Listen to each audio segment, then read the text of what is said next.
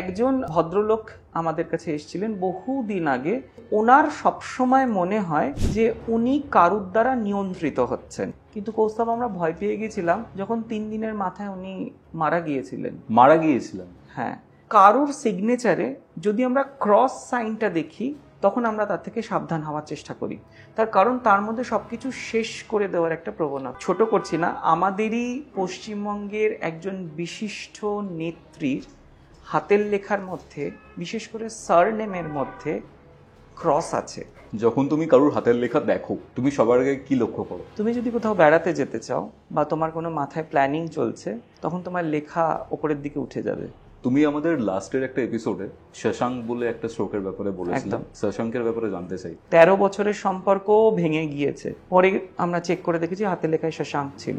বললে বিশ্বাস করবে না কৌস্তব, এই শশাঙ্কের পেছনে যে রহস্য শুরু হচ্ছে ছোটবেলা থেকে। মানে আমরা বলি গ্রাফোলজিতে শশাঙ্ক ঠিক করা যায় না। অ্যান্টি শশাঙ্ক বলে কিছু হয়? আসলে কি মানুষ চেঞ্জ হয়, মানুষের মেন্টালিটি চেঞ্জ হয়?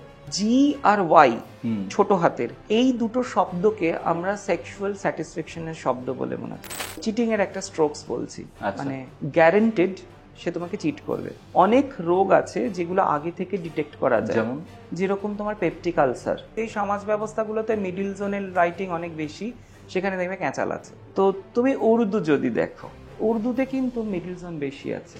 তুমি দেখো যেখানে যেখানে উর্দু ভাষায় লেখা হয় তারা কতটা স্বার্থপর, যে আমরা ভালোবাসা চাই, ভালোবাসা চাওয়ার জিনিস নয়। এবার এখানে বিষয়টা হচ্ছে, আরেকজনের আমি নাম নিচ্ছি এখানে, তিনি হচ্ছেন জ্যোতি বসু। জ্যোতি বসু বাবুর হাতের লেখার মধ্যে কি পেয়েছো তুমি? স্পেশাল সিক্রেটস উনি যে নিজের ভেতরে নিয়ে চলে যাচ্ছেন, সেগুলোও আমরা সেখানে ফাইন্ড আউট করেছিলাম। হ্যালো ইন্দ্রদা, ওয়েলকাম টু কৌস্তবের আড্ডা। হ্যালো কৌস্তব, ভালো আছো আশা করি? হ্যাঁ, আমি ভালো আছি, তুমি কেমন আছো? খুব ভালো আছি। আচ্ছা, আমরা প্রিভিয়াস একটা এপিসোড করেছি তোমার সাথে, তারপরে অনেক ডিমান্ড ছিল ইন্দ্রায়ুদ্দাকে আবার নিয়ে আসার জন্য। তো তুমি আবার আজকে আমাদের শোতে এসেছো, আমার খুব ভালো লাগছে। বেসিক্যালি আমি যেটা বুঝতে পেরেছি, তুমি প্যারাসাইকোলজিস্টের সাথে সাথে একজন গ্রাফোলজিস্ট, মানে হাতের লেখা অ্যানালিসিস করে অনেক কিছু বলতে পারো। আগের দিনের ঘটনার রেসপেক্টেই আমি আসছি জায়গাটাতে।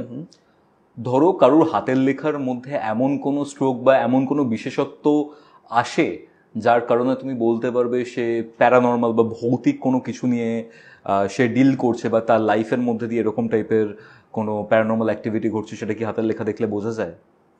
কৌস্তব, খুব ভালো একটা প্রশ্ন করেছো। আমাদের হাতের লেখা তো আমাদের মনের ছাপ পাওয়া যায়, নিশ্চয়ই পাওয়া যায়। আমি আমার লাইফের এরকম একটা কেস বা ঘটনার কথা তোমাকে বলছি বা শেয়ার করছি, যেটা ভৌতিক, কিন্তু কোথাও গিয়ে আমরা সাইকোলজিস্টরা তো সেইভাবে ভূতকে সরাসরি ভূত বলে মনে করি না, আমরা তার পেছনে কোনো ঘটনা বা এন্টিটির অস্তিত্বের কথা বলে এক্স্যাক্টলি। একজন ভদ্রলোক আমাদের কাছে এসেছিলেন বহুদিন আগে, তিনি বাংলাদেশে থাকতেন। ভদ্রলোক এসছিলেন যেই সময়, সেই সময়টা ছিল শীতকাল। উনি এসছিলেন এবং আমাদের কাছে উনি ট্রিটমেন্ট করাতে চান, অনেক দিন ধরেই যোগাযোগ করছিলেন এবং তার অ্যাপয়েন্টমেন্ট নিয়েছিলেন, ট্রিটমেন্ট করেছিলাম আমরা। তার স্যাম্পেলে আমরা যেটা দেখেছিলাম, একটা মানে তিনি বাংলায় লিখছেন কিন্তু দেখে মনে হচ্ছিল না বাংলায় লেখা। আচ্ছা, সেটা মানুষের হার্টবিট যেরকম এক্স্যাক্টলি ঠিক সেরকম লেখা। তো আমরা অনেক রকমভাবে দেখার চেষ্টা করলাম, বোঝার চেষ্টা করলাম, আমাদের যা যা কমন স্ট্রোকসগুলো আছে সেগুলো নিয়ে বোঝার চেষ্টা করলাম, দেখলাম যে না, সেগুলো ম্যাচ করছে না কিছুতে। এরকম এর আগে কখনো হয়নি। ভদ্রলোককে ডাকলাম একদিন কাউন্সেলিংয়ের জন্য। উনি এসে যেটা বললেন যে ওনার সবসময় মনে হয় যে উনি কারুর দ্বারা নিয়ন্ত্রিত হচ্ছেন। আচ্ছা, এবং এমন কোনো বিশেষ শক্তি ওনাকে পরিচালনা করছে, যেই শক্তি যা বলছে ওনাকে উনি তাই করছেন। এবং এই যা বলছে তাই করতে গিয়ে উনি ইতিমধ্যে যা যা করেছেন আমি তোমাকে বলছি। নিজের বাড়িটা বিক্রি করে ফেলেছেন, নিজের একটি খামার ছিল মানে যেখানে গরু ফরু রাখা হতো সেগুলো উনি বিক্রি করে ফেলেছেন, নিজের একটি ভরা পুকুর ছিল ভরাট করে ফেলেছেন, এবং বাংলাদেশ থেকে ভারতবর্ষে শিফট করে গেছেন, কিন্তু অর্ধেকের বেশি লোক জানে না। আচ্ছা আচ্ছা, আমরা প্রথমে মনে করেছিলাম যে এটা কোনো ডিপ্রেশনের কোনো কেস হবে, কিন্তু তারপরে যখন ওনার সাথে কথা বললাম কোনো রকম পরিবর্তন দেখলাম না। কিন্তু কৌস্তব, আমরা ভয় পেয়ে গেছিলাম যখন 3 দিনের মাথায় উনি মারা গিয়েছিলেন। মারা গিয়েছিলেন? হ্যাঁ, 3 দিনের মাথায় মারা গিয়েছিলেন। তড়িঘড়ি করে আমরা ওনার সিগনেচার, এটা একটা বিরাট বড় ঘটনা, এটা সুস্থ সবল মানুষ, তার হয়তো কোনো আত্মহত্যা করেছিলেন? আত্মহত্যা না, উনি মারা গিয়েছিলেন এবং খুব অদ্ভুতভাবে মারা গিয়েছিলেন। উনি চেয়ারে বসে হাসতে হাসতে মারা গিয়েছিলেন। সিগনেচার তার আমাদের রাইটিং স্যাম্পল তার ছিল, আমরা অ্যানালিসিস করি, সেখানে যা যা পাই, উনি তো মারা গিয়েছিলেন আর আমরা সেইভাবে ওনাকে পাবো না, সেখানে আমরা যেটা যেটা পেয়েছিলাম সেখানে আমাদের মনে হয়েছিল যে ওনার মধ্যে হয়তো এরম কোনো এন্টিটি থাকতে পারে যেটা ওনাকে দিয়ে এমন অনেক কিছু কাজ করাচ্ছেন। এবং একটা লোক মারা গিয়েছেন, তাকে নিয়ে এরকমভাবে কাজ করা তো আমাদের পক্ষে উচিত নয়। তবুও আমরা গোপনে যতটুকুনি করতে পেরেছিলাম, এবং খুব বেশি আমরা দূর এগোইনি, তার বাড়ির লোকের কাছে আমরা জিনিসগুলো দিয়ে দিই। যেটুকুনি আমরা পেয়েছিলাম, যে আমাদের যে ধারণা ছিল, যে আমরা ভেবেছিলাম স্কিজোফ্রেনিয়া বলে একটা মানসিক রোগ আছে, যেতে মানুষ এরকম হ্যালুসিনেট বা ডেলিউশন হয়, এবং যেটা করলে আমরা মনে করি যে তার মধ্যে এরকম কোনো ভুতুড়ে কাণ্ড কারখানা হয়েছে। কিন্তু আমরা হাতের লেখায় কোনো স্কিজোফ্রেনিয়া বা ডেলিউশনের কোনো স্ট্রোকস পাইনি। এবং হঠাৎ করে উনি ওরকমভাবে মারা গিয়েছিলেন এবং হাসতে হাসতে একটি চেয়ারে বসে, সেটা আমাদের কাছে আজও রহস্য হয়ে থেকে গিয়েছিল। তো ওই একটা ঘটনা ছিল যেটা আমাদের জীবনে খুব দাগ কেটেছিল, প্রভাব ফেলেছিল। তারপরে সেরমভাবে আমরা এরকম কোনো ঘটনা পেলে আমরা আগে অ্যানালিসিস জিজ্ঞাসা করে নিই যে এরকম কিছু হয়েছে কিনা।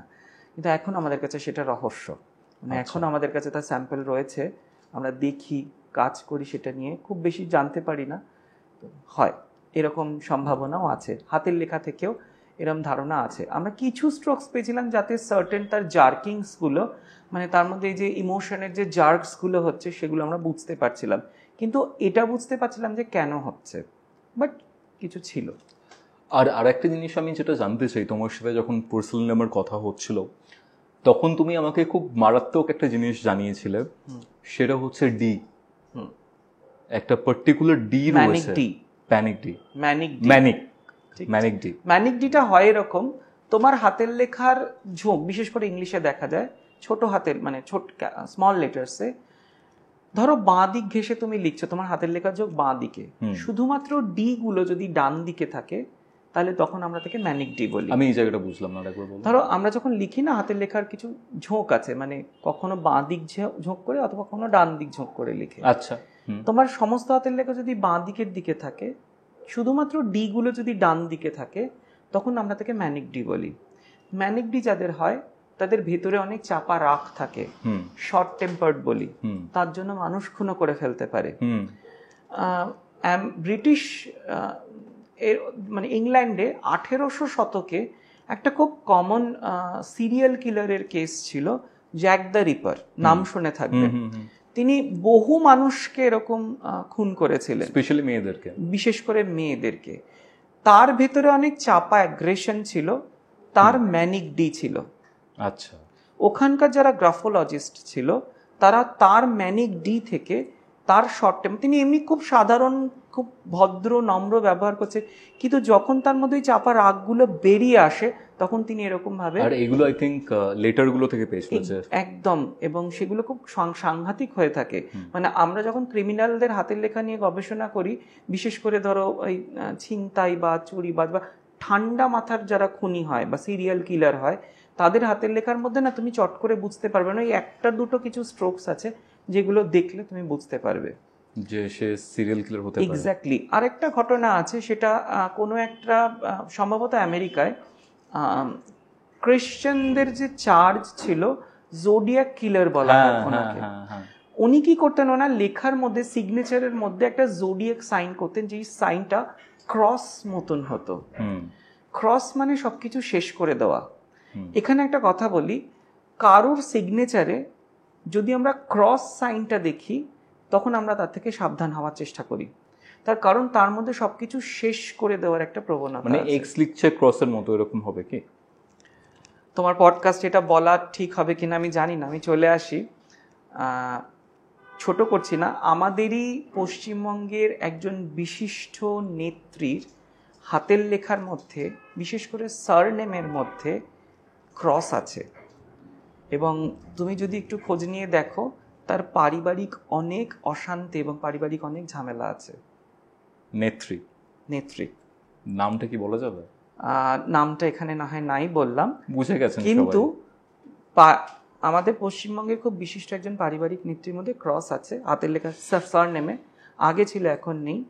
এবং আরেকটি বিশেষ স্ট্রোক আছে যেটা আমরা কিছুক্ষণ পরে আলোচনা করব, সেটা আছে।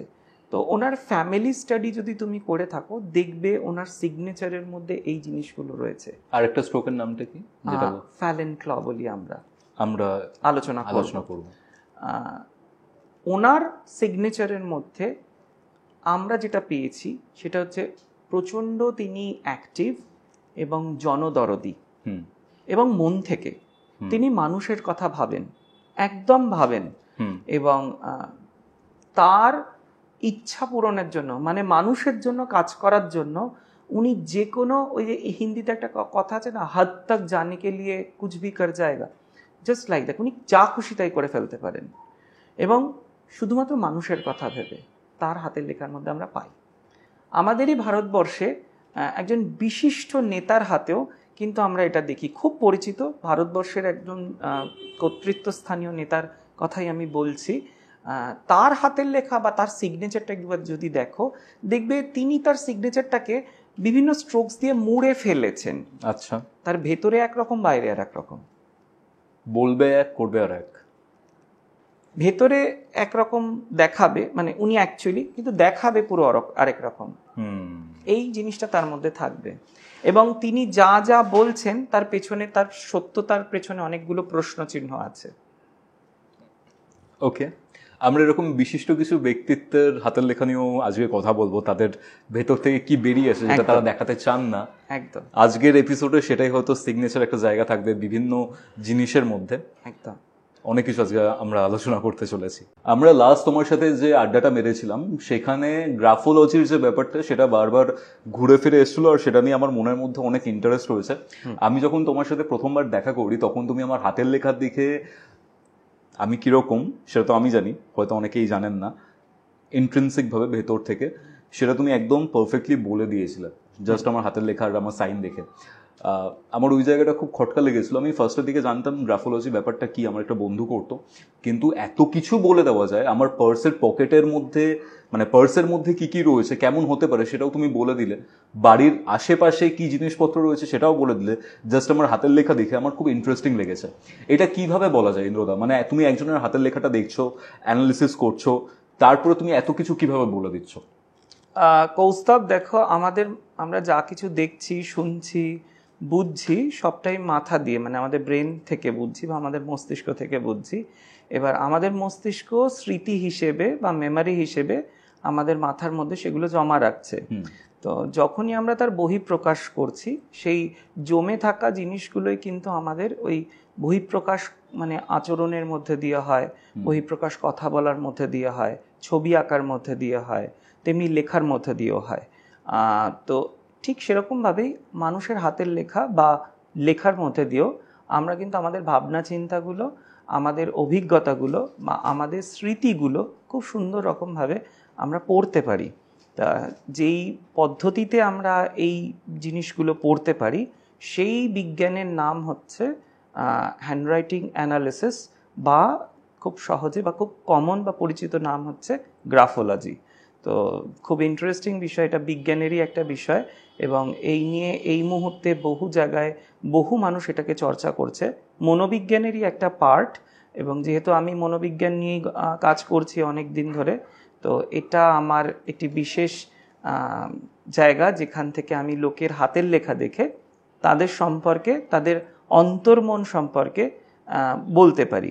শুধুমাত্র অন্তর্মন নয়, আরও অনেক কিছু আছে হাতের লেখা থেকে বলা যায়। আস্তে আস্তে তো আজকে সেই আলোচনায় আমরা আসবো সেই জিনিসগুলোতে। আচ্ছা, যখন তুমি কারোর হাতের লেখা দেখো ফার্স্ট টাইম পেন পেপারে, তুমি সবার আগে কি লক্ষ্য করো? দেখো, খুব একটা কথা আছে না আমাদের, যে হাতের লেখা বোঝা না গেলে, হাতের লেখা খারাপ হলে সেই মানুষটা খারাপ হয়। ডাক্তারদের হাতের লেখা তো বোঝাই যায় না, কিন্তু হাতের লেখা সুন্দর হলে, গুছিয়ে লিখলে সেই মানুষটা খুব ভালো হয়। গ্রাফোলজির চোখে কিন্তু একটা মানুষ ভালো বা খারাপ তার হাতের লেখা খারাপ বা ভালোর জন্য নয়। কিছু বিশেষ স্ট্রোক আছে। আমরা বেসিক্যালি গ্রাফোলজিতে একটা মানুষ যে রেখা আঁকে খাতার উপরে পেন দিয়ে যে রেখা অঙ্কন করছে বিভিন্ন সিম্বলিকলি, সেগুলোকেই পড়ার চেষ্টা করি। সে কিভাবে সেই রেখাটাকে দিচ্ছে, সেই রেখাটার থেকে তার ভাবনা চিন্তার মানেগুলো উঠে আসে।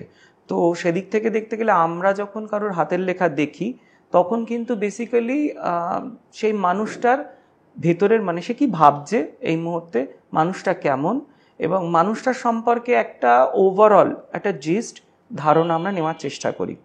যেইভাবে সে লিখছে, সে যেই সারফেসেই হোক না কেন, কীভাবে সে লিখছে সেগুলো আমাদের কাছে ভীষণ ম্যাটার করে।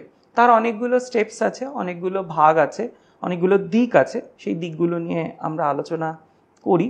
তবে তোমাকে এখানে একটা ছোট্ট কথা বলি, ইন্টারেস্টিং, যারা দর্শক আছে তারাও শুনে মজা পাবে। মাত্র 2টি রেখা আছে, হ্যাঁ, ওই 2টি রেখা দিয়ে পৃথিবীর যাবতীয় ল্যাঙ্গুয়েজের লেখা লেখা যায়, ঠিক আছে? মাত্র 2টি লেখা, একটা হচ্ছে একটা সোজা ডান্ডা, আর একটা হচ্ছে একটা সেমি সার্কেল, মানে অর্ধেক সার্কেল। একটা সোজা ডান্ডা, একটা সেমি সার্কেল, এই দুটো রেখা দিয়ে কিন্তু যে কোনো মানুষের মনোভাবনা কিন্তু পড়া যায়। মানে তুমি বলছো একটা এরকম ডান্ডা আর এই সেমি সার্কেল যেটা রয়েছে সেটার মাধ্যমে মানে সেটা অ্যানালিসিস করে যে কারুর ইন্ট্রিনসিক যে ক্যারেক্টার সেটা বলে দেওয়া যাবে? একদম। তুমি যদি নর্মাল ইংলিশ ল্যাঙ্গুয়েজটাকে দেখো, সেখানে এ যদি আমরা লেটারটাকে দেখি সেখানে মাত্র 3টে ডান্ডা আছে। যদি বি লেটারটাকে দেখি তাহলে সেখানে একটা ডান্ডা আর 2টো সার্কেল রয়েছে, সেমি সার্কেল রয়েছে।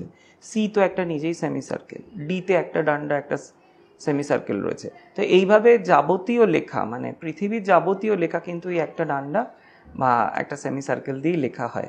কিভাবে তুমি সেই জিনিসগুলোকে প্রেজেন্ট করছো খাতার ওপরে, তার ভেতর থেকে কিন্তু আমরা মানুষের মন পড়ার চেষ্টা করি। ওকে ওকে, আমি একটা জিনিস শুনেছিলাম, পড়তে পড়তে দেখেওছি, যে ধরো তুমি যখন লিখছো, লেখাটা যদি ডান দিকে উপরের দিকে চলে যায় তাহলে যে লিখছেন তার মনের অবস্থাটা মানে তিনি খুব হ্যাপি স্টেটে রয়েছেন, সুখে রয়েছেন। যদি সেটা আবার নিচের দিকে চলে যায় তার মধ্যে একটা ডিপ্রেশন কাজ করছে, একটা প্রবলেমেটিক ফেজের মধ্যে দিয়ে তিনি যাচ্ছেন, সেটা বোঝা যায়। এটা সম্পর্কটা কিরকম? দেখো, খুব একদম ঠিক কথা বলেছো। আমাদের আমরা যখন লাইনের পর লাইন লিখতে থাকি, এটা প্যারাগ্রাফ যদি লিখি, সেখানে প্যারাগ্রাফটা যদি একটু উপরের দিকে উঠে যায় লিখতে গিয়ে, সেই একটা ভাব আছে। আর একটা আছে যখন প্যারাগ্রাফটা একটু নিচের দিকে নেমে যাচ্ছে, লাইনগুলো একটু নিচের দিকে নেমে যাচ্ছে। আমাদের মনের তো বিভিন্ন রকম অবস্থা থাকে, কখন আমরা খুব এক্সাইটেড থাকি, আবার কখন আমাদের মন খারাপ থাকে, আমাদের মুড একটু অফ থাকে বা আপসেট থাকি। তো যখন আমরা একটু এক্সাইটেড থাকি তখন আমাদের লেখা স্ট্রোকসগুলো একটু ওপরের দিকে বেঁকে যায়, আর যখন আমাদের মুড একটু খারাপ থাকে তখন আমরা নিচের দিকে একটুখানি বেঁকে লেখার চেষ্টা করি। তোমাকে এখানে একটা ছোট্ট রহস্যের কথা বলি, এটা খুব কমন জিনিস আমি বললাম, কিন্তু আমি যেইভাবে গ্রাফোলজিকে অ্যানালিসিস করি, তুমি যদি কোথাও বেড়াতে যেতে চাও বা তোমার কোনো মাথায় প্ল্যানিং চলছে, তখন তোমার লেখা ওপরের দিকে উঠে যাবে। আচ্ছা। আর তুমি ধরো কাউকে মিথ্যা কথা বলতে চাইছো না, কিন্তু তোমাকে বলতে তুমি বাধ্য, তখন তোমার লেখা নিচের দিকে বেঁকে যাবে। এটা দেখে বোঝা যেতে পারে। এটা কেন বলছো? ঘুরতে গেলে আমরা একটুখানি আনন্দে থাকি, এক্সাইটেড থাকি, তার জন্য উপরের দিকে উঠে যাবে, মনটা প্রফুল্ল থাকে, তাই অনেকগুলো দিক আছে। আমরা যেইভাবে লিখি, আমরা সাধারণত উর্দু বাদ দিয়ে বা বেশ কয়েকটা ল্যাঙ্গুয়েজ বাদ দিয়ে আমরা বাম দিক থেকে ডান দিকের দিকে লিখি। সাধারণত যে কোনো লেখার বাম দিকটাকে আমরা নিজেদের বাড়ি বলে মনে করি, আর ডান দিকটাকে আমরা বাইরে বলে মনে করি। তো তুমি রোজই হয়তো বাইরে বেরোচ্ছ, 10টা 5টার ডিউটি করছো, কিন্তু যদি তোমার মধ্যে উত্তেজনা বেশি থাকে বা তোমার এক্সাইটমেন্ট বেশি থাকে, বা তুমি হঠাৎ করে যদি কোথাও ঘুরতে যাওয়ার প্ল্যান করো, সেটা রোজকার জীবনের নিয়ম অনুযায়ী হচ্ছে না, খেলতে যাওয়ার প্ল্যান বা এমন কোনো কাজ যেগুলো তুমি সচরাচর করো না, তখন কিন্তু তোমার এক্সাইটমেন্টটা অনেকটা বেড়ে যাবে। তোমার ব্লাড সার্কুলেশনের মধ্যে কিছু হরমোন সিক্রিয়েশন হবে, যে হরমোনসগুলো তোমার ব্রেন অ্যাবজর্ব করছে এবং করে তার মতন করে স্ট্রোক দেওয়ার চেষ্টা করছে, তখন কিন্তু আমাদের লেখা উপরের দিকে উঠে যাবে। আচ্ছা। আর যদি এর অপোজিট হয়, তার মানে কোথাও গিয়ে তোমার ব্লাড সার্কুলেশনের মধ্যে যেগুলো নেগেটিভ হরমোনস আছে, যেগুলো আমাদেরকে দুঃখ দেয় বা যন্ত্রণা দেয়, কষ্ট দেয়, সেগুলো সিক্রিয়েট হচ্ছে, তোমার বডির মধ্যে লেথার্জি আসবে, আচ্ছা তোমার লেখা স্ট্রোকসগুলো নিচের দিকে যাবে। অনেক সময় দেখেছি ঘুরতে যাওয়া ক্যান্সেল হয়ে গেলেও নিচের দিকে নেমে যায়। আচ্ছা ওকে, মানে তুমি যার লেখা দেখছো ওই ডান্ডাটা দেখো আর একটা সেমি সার্কেল দেখো, সেটা দেখে তুমি যে কোনো ল্যাঙ্গুয়েজের লেখা থেকেই তার অ্যানালিসিস করতে পারবে। হ্যাঁ, যে কোনো ল্যাঙ্গুয়েজ, আমাদের শুধু যে বা যিনি অ্যানালিসিসটা করছেন তাকে সেই ল্যাঙ্গুয়েজটা সম্পর্কে একটুখানি নলেজ রাখতে হবে। বেসিক্যালি আমরা ইংলিশটাকেই প্রেফার বেশি করি, বাংলা হিন্দি এগুলো তো খুব কমন, খুব সুন্দর করে বলা যায়। আচ্ছা, এই যে তুমি স্ট্রোকসের কথা বলছো, এই যে ডান্ডার সেমি সার্কেল এটাই কি স্ট্রোক গ্রাফোলজি? এই দুটোই জিনিস যেটা দিয়ে সমস্ত গ্রাফোলজি তৈরি হয়েছে, সবটুকুনি। ডান্ডাটাকে আমি কিরকম ভাবে লিখছি বা সেমি সার্কেলটা আমি কিরকম ভাবে দিচ্ছি সেটার ওপর হ্যান্ডরাইটিংটা ডিফারেন্সিয়েট হয়। একদম। আচ্ছা, তুমি আমাদের লাস্টের একটা এপিসোডে শশাঙ্ক বলে একটা স্ট্রোকের ব্যাপারে বলেছিলে, শশাঙ্কের ব্যাপারে জানতে চাই, ইন্টারেস্টিং, অনেকে জানতে চাইছে এই ব্যাপারটা। দেখো স্যার, হয় না যে শো স্টপার টাইপের, তো শশাঙ্ক হচ্ছে আমাদের গ্রাফোলজির শো স্টপার টাইপ, এই মুহূর্তে খুব হট টপিক। শশাঙ্কের ব্যাপারে একটু বলে দাও। নিশ্চয়ই। শশাঙ্ক নামকরণটা একটু অন্যরকম, কারণ এটা একজন ভদ্রলোকের নাম অনুযায়ী হয়েছিল, কারণ আমরা তার লেখার মধ্যেই প্রথম এই স্ট্রোকটা পেয়েছিলাম অ্যানালিসিস করার জন্য। অন্যান্য বিজ্ঞানে যেরকম হয় না যে গবেষণা করা হয়ে থাকে, তো এই বিজ্ঞানেও গবেষণা হয়, তো তার হাতের লেখার উপরে গবেষণা করে স্ট্রোকটার মিনিং আমরা পেয়েছিলাম বলে আমরা নাম শশাঙ্ক দিয়েছি। এটা কি খুব রিসেন্ট আবিষ্কার হয়েছে? না, বেশ কিছু বছর আগেকার আবিষ্কার। তো বেসিক্যালি কি হয়, এটা সম্পর্কের ক্ষেত্রে ভীষণ কাজে লাগে। আমরা যাদের হাতের লেখায় শশাঙ্কের উপস্থিতি দেখি, কম করে 3টে যদি কোনো এক পাতা হাতের লেখার মধ্যে আমরা দেখি, ইংলিশ হাতের লেখার মধ্যে সব থেকে বেশি দেখতে পাওয়া যায়, আমরা বলি যে এই সম্পর্ক, মানে ওনার সাথে যার সম্পর্ক হবে সেটা টিকবে না। আচ্ছা, কারণ তাদের মেন্টালিটিটাই এমন থাকে যে তারা চাইলেও সম্পর্ক টেকাতে পারে না, কখনো পরিস্থিতির কারণে, কখনো তোমার নিজস্ব কোনো ক্রিয়াকর্মের কারণে তারা সম্পর্ক থেকে বাইরে বেরিয়ে যায়। এটা খুব ডেঞ্জারাস জিনিস। আমরা বহু এরকম স্ট্রোকস দেখেছি শশাঙ্ক নিয়ে, 8 বছর 10 বছর 9 বছর 13 বছরের সম্পর্কও ভেঙে গিয়েছে, পরে আমরা চেক করে দেখেছি হাতে লেখায় শশাঙ্ক ছিল। কি করে বুঝবো কোন হাতের লেখায় শশাঙ্ক আছে কিনা? শশাঙ্ক বেসিক্যালি আমাদের গ্রাফোলজিতে 3টে জোনে আমরা কাজ করি, ঠিক আছে? জোন ইন দ্য সেন্স যে আমরা যখন, আমি যদি মানুষ হিসেবে দেখি, আমরা 3টে অবস্থায় কাটাই। একটা হচ্ছে সামাজিক অবস্থা, একটা হচ্ছে ব্যক্তিগত অবস্থা, আর একটা হচ্ছে আমার মানসিক অবস্থা। ব্যক্তিগত অবস্থা মানে যখন তুমি তোমার সাথে বাড়িতে রিল্যাক্স মোডে আছো, হ্যাঁ, ফ্রি টাইম স্পেন্ড করছো, সেটা একটা ব্যক্তিগত অবস্থা।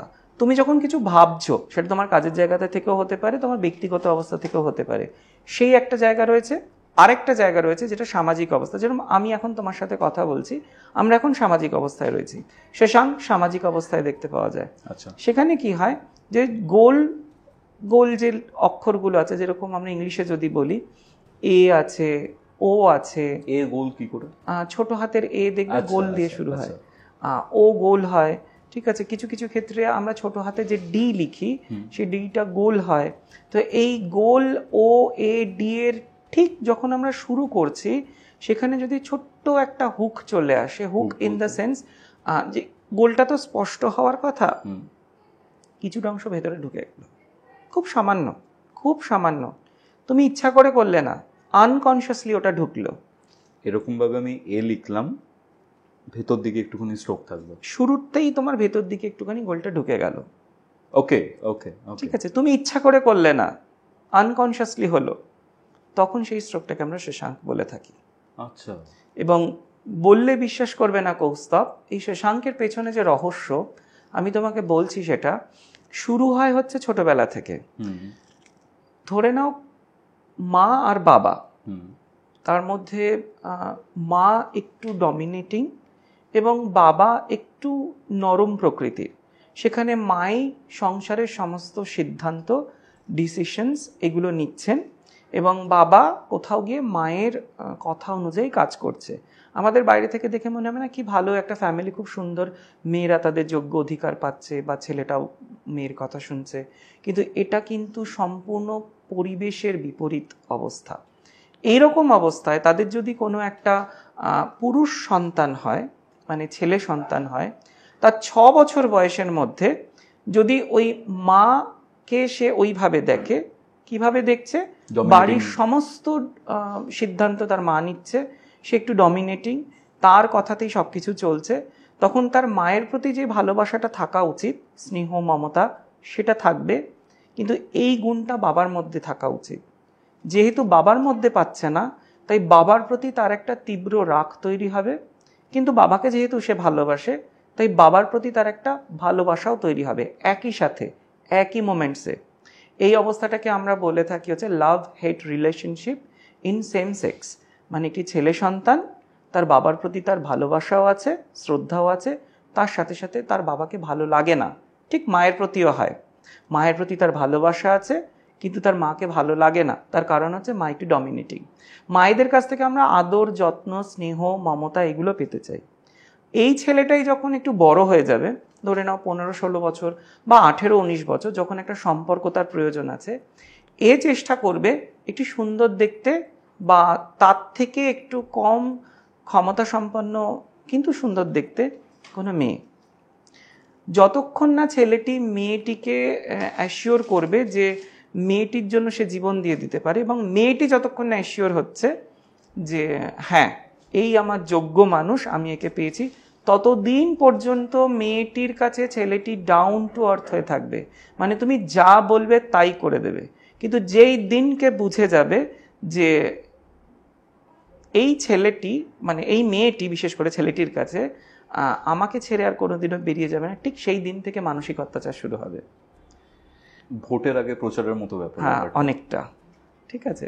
এবং সেই অত্যাচারটা না অত্যন্ত সাংঘাতিক। বাইরে তোমার সামনে খুব ভদ্র ব্যবহার করবে, কিন্তু ভেতরে না তোমাকে প্রচণ্ড রকমভাবে ছোট করবে, অপমান করবে, তোমার কথা কিছুতে মানবে না, কিন্তু চাইবে তুমি যা বলবে সে সেই অনুযায়ী কাজ করবে। কিন্তু যখন কাজটা করতে যাবে তখন সে নিজের মতন করে করবে, তাই নিয়ে অশান্তি হবে, সে ডমিনেট করার চেষ্টা করবে। ছেলেটা মেয়েটাকে কন্ট্রোল করবে বা মেয়েটা ছেলেটাকে কন্ট্রোল করবে? ছেলেটা চাইবে মেয়েটা ছেলেটাকে কন্ট্রোল করুক, কিন্তু ছেলেটা মেয়েটাকে কন্ট্রোল করবে। খুব কনফিউশন না? হ্যাঁ, মানে আমার হাতের লেখায় কথার কথা বলছি, আমার হাতের লেখায় শশাঙ্ক আছে, আমার হাতের লেখা না, তোমার হাতের লেখা আমি পাইনি। আমার হাতের লেখাতে নেই, তাই তো? তাহলে আমি ধরছি যে আমার হাতের লেখায় শশাঙ্ক রয়েছে। হ্যাঁ, ওকে। আমার গার্লফ্রেন্ড নেই, বাট ধরে নিচ্ছি আমার একটা গার্লফ্রেন্ড আছে। ঠিক আছে, তাহলে এখানে পরিস্থিতিটা কিরকম হবে আমার বুঝতে সুবিধা হবে সেই ক্ষেত্রে? তুমি চাইবে তোমার গার্লফ্রেন্ড তোমাকে নিয়ে ভীষণ পজিটিভ থাকুক। আচ্ছা, কিন্তু তুমি একদম পজিটিভনেস পছন্দ করো না। এটা কিরকম ব্যাপার? কারণ তুমি ছোটবেলা থেকে তাই শিখেছো।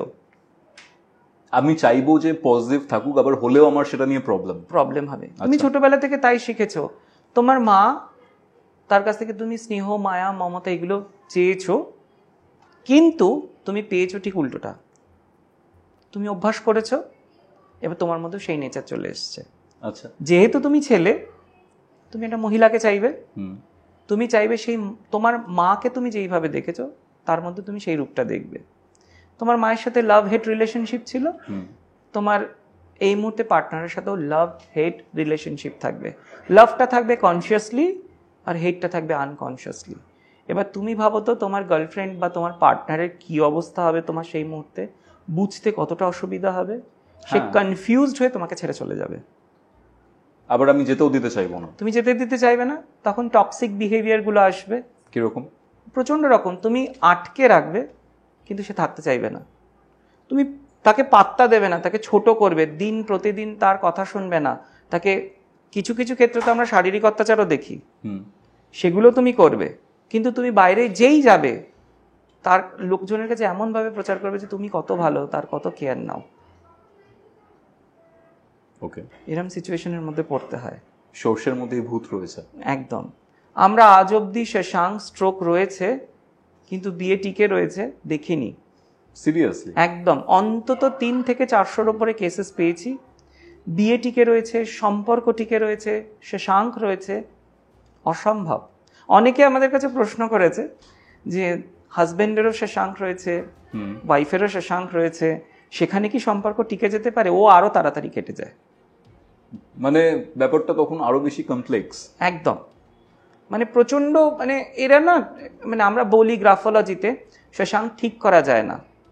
আচ্ছা, কারণ ওটা তোমার ছোটবেলার অভিজ্ঞতা, কিন্তু চেষ্টা করা যায় যদি তুমি নিজে থেকে সেই জায়গাগুলোকে নিয়ে আসতে পারো, এবং কিছু থেরাপি আছে লং টার্মে, তখন আমরা করতে পারি। একটা জিনিস জানতে চাইছি তোমার থেকে। বলে না যে ভালোবাসা, প্রেম, রিলেশনশিপ, সেখানে এসে অনেক মানুষ নিজেকে চেঞ্জ করে নিয়েছে তার গার্লফ্রেন্ডের বা তার বয়ফ্রেন্ডের প্রেফারেন্স অনুযায়ী। মানে হয় না, ধরো কোনো ছেলে খুব, ধরো নাও কোনো ব্যাড হ্যাবিট রয়েছে, তার গার্লফ্রেন্ড বললো না আমি এই ব্যাড হ্যাবিটটা ঠিক করেই ছাড়বো।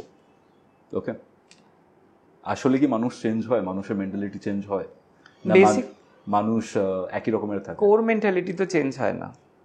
আচ্ছা, মানে তুমি যেরম বড় হয়েছো তুমি সেরমই থাকবে। তবে হ্যাঁ, বাইরের থেকে যদি তুমি পুশ করো নিজেকে, অ্যাটিটিউড তো চেঞ্জ হয়, আর অ্যাটিটিউড চেঞ্জ হলে তোমার ব্যক্তিত্বও পরিবর্তন হবে। কিন্তু সেই মানুষটা অ্যাকচুয়ালি ভেতর থেকে যেরকম, সে সারা জীবন সেরমই থাকবে। কাউকে চেঞ্জ করা যায় না, তুমি কাউকে চেঞ্জ করতে পারবে না, এবং সেটা উচিতও নয়। ডেফিনেটলি। কারণ সে যেইভাবে বড় হয়েছে, সে একটা নির্দিষ্ট প্রকৃতি, নির্দিষ্ট পরিবেশের মধ্যে থেকে বড় হয়েছে, তার জন্য সে নিজের জীবনযাপন প্রণালীটাকে সুন্দর করে গুছিয়ে নিয়েছে। কারোর জন্য যদি সে নিজেকে সে চেঞ্জ করে ফেলে, তাহলে আমার মনে হয় না সেটা ঠিক হবে। এটার কি পার্টিকুলার কোনো এজ রয়েছে যে এতটা এজ অবধি আমি মেন্টালিটি চেঞ্জ করতে পারি কারোর? কারণ আমরা যখন ছোট থাকি তখন আমাদের ভেতরে যে জায়গাটা সেটা সফট থাকে, তুমি যেরকম ভাবে গড়বে সেরকম ভাবেই একদম তৈরি হবে।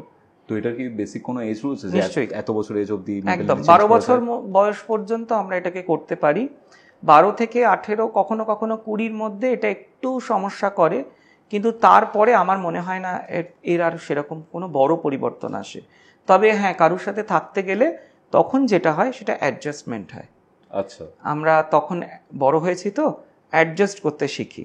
হয়তো আমি যেরকম সেটা আমার কাজকর্ম বা আমার ব্যক্তিত্বর জায়গায় যেখানে কাজে লাগা সেখানে আমি লাগাবো, কিন্তু আমার সাথে যেই মানুষটা রয়েছে তার সাথে থাকতে গিয়ে যদি আমরা একটু নিজেদেরকে অ্যাডজাস্ট করে নিই, তাহলে কিন্তু আমরা খুব সুন্দরভাবে থাকতে পারবো। শশাঙ্কের ক্ষেত্রে সেই অ্যাডজাস্টমেন্টটা আসে না, যেই কারণে প্রবলেম হয়। ওকে ওকে, ভীষণ রকম, মানে ছোটবেলায় চাইল্ডহুড ট্রমা থেকে শশাঙ্কটা তৈরি হয়। একদম। আর এটা এই মুহূর্তে খুব কমন একটা জিনিস, কারণ ছোটবেলায় প্রত্যেকের বেড়ে ওঠা এখন তো একটু অন্যরকমভাবে হয়। কারণ বেশিরভাগ ক্ষেত্রে দেখা গেছে যে ওয়ার্কিং ওমেন, তাদের মা বাবা দুজনেই কাজ করছে, তাদের ফাদার ফিগার মাদার ফিগার খুব একটা ভালো তারা পাচ্ছে না, বা যা চাইছে ছোটবেলায় তাই পেয়ে যাচ্ছে, নিজে আর্ন করার যে একটা টেন্ডেন্সি সেটা পাচ্ছে না, তার জন্য তাদের এই ধরনের সমস্যাগুলো হচ্ছে। এবং সবথেকে বড় কথা হচ্ছে টলারেন্স এবিলিটি। গ্রাফোলজিতে সব থেকে ভালো মানুষের টলারেন্স এবিলিটি সম্পর্কে বোঝা যায়। সহ্য ক্ষমতা খুব কম তো না, এখন মানুষ ভীষণ সেন্সিটিভ, কিছু বললেই তাদের খুব গায়ে লেগে যাওয়ার একটা ব্যাপার থাকে। এটা কিন্তু খুব স্পষ্ট বোঝা যায় গ্রাফোলজিতে, ভীষণ স্পষ্ট বোঝা যায়। আচ্ছা, এই যে গ্রাফোলজির ব্যাপারটা, শশাঙ্কের কথাটা তুমি বললে, প্রত্যেকটা জিনিসের অ্যান্টি থাকে, অ্যান্টি শশাঙ্ক বলে কিছু হয়? হ্যাঁ, অ্যান্টি শশাঙ্ক আছে। অ্যান্টি শশাঙ্ক এর লোকেরা আবার একটু আগ বাড়িয়ে অতিরিক্ত ভালোবাসে, ঠিক আছে, সেটাও তো প্রবলেম। এটাও একটা problem. That's why anti Shashank বলা হয়েছে না, মানে শশাঙ্কই তারই বৈশিষ্ট্য রয়েছে। ও ওকে, মানে পুরোটা উল্টো নয় না, তারই বৈশিষ্ট্য রয়েছে, মানে সেও টক্সিক বিহেভিয়ারই করবে, ঠিক আছে। কিন্তু টক্সিক বিহেভিয়ার বলতে আমরা কি বুঝি? যে সাধারণত খারাপ ব্যবহার করছে, তোমাকে ছোট করছে, সন্দেহ করছে, ওইসব কিছু করবে না, এ তোমাকে পুরো ছেড়ে দেবে, মানে সন্দেহর কোনো ধার ধারবে না, কোনো ইনসিকিওর ফিল করবে না, একদম পুরো বিন্দাস থাকো, সে তার মতন আছে, তুমি তোমার মতন থাকো। এগুলো একটা সম্পর্কের ক্ষেত্রে কিন্তু সমস্যা হয়ে যায়। শশাঙ্ক যেরকম মা বাবার কাছ থেকে আমরা পাই, অ্যান্টি শশাঙ্ক আবার দাদু দিদার কাছ থেকে পাওয়া যায়। কিরকম? ছোটবেলায় আমরা দাদু দিদার কাছে মানুষ হইতো, এবং আমরা যাদের থেকে মানুষ হই তাদের মতন করে ভাবার চেষ্টা করি। মা বাবার সাথে মানুষ হলে মা বাবার মতন ভাবার চেষ্টা করি, দাদু দিদার কাছে মানুষ হলে আমাদের তাদের যে ভালোবাসাটা, দেখবে দাদু দিদার ভালোবাসা পুরো পিওর হয়, মানে তুমি কিছু চাইছো না, তুমি আগে থেকে পেয়ে যাবে, এবং তারা প্রাণও দিয়ে দিতে পারে। কমনলি আমি বলছি, সবার ক্ষেত্রে এটা হয় না। ঠিক যখন তুমি বড় হচ্ছ, তুমি তোমার পার্টনারকে কিছু চাওয়ার আগেই সবকিছু দিয়ে দেবে। আচ্ছা, এবং শুধু ভালোবাসা না, তুমি সে সময় চাইছে, তুমি বুঝতে পারলে তুমি সময়টাও তাকে দিয়ে দেবে। এমনও দেখা গেছে অ্যান্টি শশাঙ্কে, সে একবার বলেছে তোমাকে কিন্তু আমি ছেড়ে চলে যাব, সে আর ধারে কাছেও ঘেঁষেনি। মানে দুটোই আমি বুঝতে পারছি এক্সট্রিম কন্ডিশন। হ্যাঁ, আমরা একটা কেস পেয়েছিলাম, 3 মাসের সম্পর্ক, ঠিক আছে, খুব গভীর সম্পর্ক, বুঝতেই পারছো অ্যান্টি শশাঙ্ক রয়েছে কতটা, 3 মাস 4 মাসে তো বোঝা যাবে না। না, মেয়েটি এসছিল আমার কাছে এবং সে কারণ খুঁজে পাচ্ছিল না কেন হঠাৎ ছেড়ে গেল। তো আমরা তো আর হাতে, মানে ফুল ব্রেকআপ করে আউট? ব্রেকআপ কিছু করেনি, মানে গায়েব ঘটনাটা বলছি। মেয়েটি তোমার এসে দেখালো লেখা এবং বলল যে এরকম কথায় কথায় তাদের মধ্যে এরকম একটা একটু রাগারাগি মন কষাকষি হয়েছিল, মেয়েটি করছিল। আমি বলছিল যাও, তোমার সাথে আর কথা বলবো না। আর কথা বলেনি। মেয়েটা ছেলেটাকে বলেছে আর কথা বলবো না, আর ছেলেটার কথাই বলেনি, কেস করেছে। মানে পরে গিয়ে তার সাথে যোগাযোগ করা হয়েছে, গিয়ে তখন বলছে ও তো বলেছিল যে আর কথা বলবে না। আমি কেন আর কথা বলবো, তো তাহলে খারাপ লাগবে, মানে এরকমও হয়। কাইন্ড অফ আ ইম্যাচিওরিটি তাদের মধ্যে থাকে, ম্যাচিওর মেন্টালিটি থাকে না। তো অ্যান্টি শশাঙ্ক খুব কম পাওয়া যায়, কিন্তু শশাঙ্ক খুব বেশি। অ্যান্টি শশাঙ্ক ক্ষতিকারক। কিরকম ভাবে ক্ষতিকারক? ছেড়ে চলে যাবে, তুমি যদি বলো না যে থাকবো, ছেড়ে চলে যাবে নিজে থেকে। হ্যাঁ, কিন্তু অ্যান্টি শশাঙ্কের লোকেদের আমরা দেখেছি যেটা হয়, ওরা ওভার প্রোটেকশনে নিয়ে আসে তোমাকে, কিন্তু সফটলি তোমার অত্যন্ত প্রোটেক্টিভ হবে, কিন্তু সন্দেহ করবে না। প্রথম মনে হবে না আমি মারাত্মক একজন ভালো মানুষকে পেয়েছি, এর মতন মানুষ আমি আর জীবনে পাবো না। ঠিক আছে, বেসিক্যালি দাদু ঠাকুমারা যেটা করে নাতি নাতনিদের সাথে, ওভার প্রোটেকশন দেয়। তো সেই জিনিসটা তোমার পার্টনারের সাথে সে করার চেষ্টা করবে। মেয়েদের ক্ষেত্রে এটা খুব বেশি দেখতে পাওয়া যায়। মেয়েদের ক্ষেত্রে অ্যান্টি শশাঙ্ক বেশি দেখতে পাওয়া যায় রাদার দেন ছেলেদের ক্ষেত্রে। একটা রিলেশনশিপে দুজন রয়েছেন, দেখো প্রত্যেকটা জিনিসই তো ম্যান্ডেটরি। একদম। একটু ঝগড়া না হলে স্পাইস আপ ভালো লাগবে না।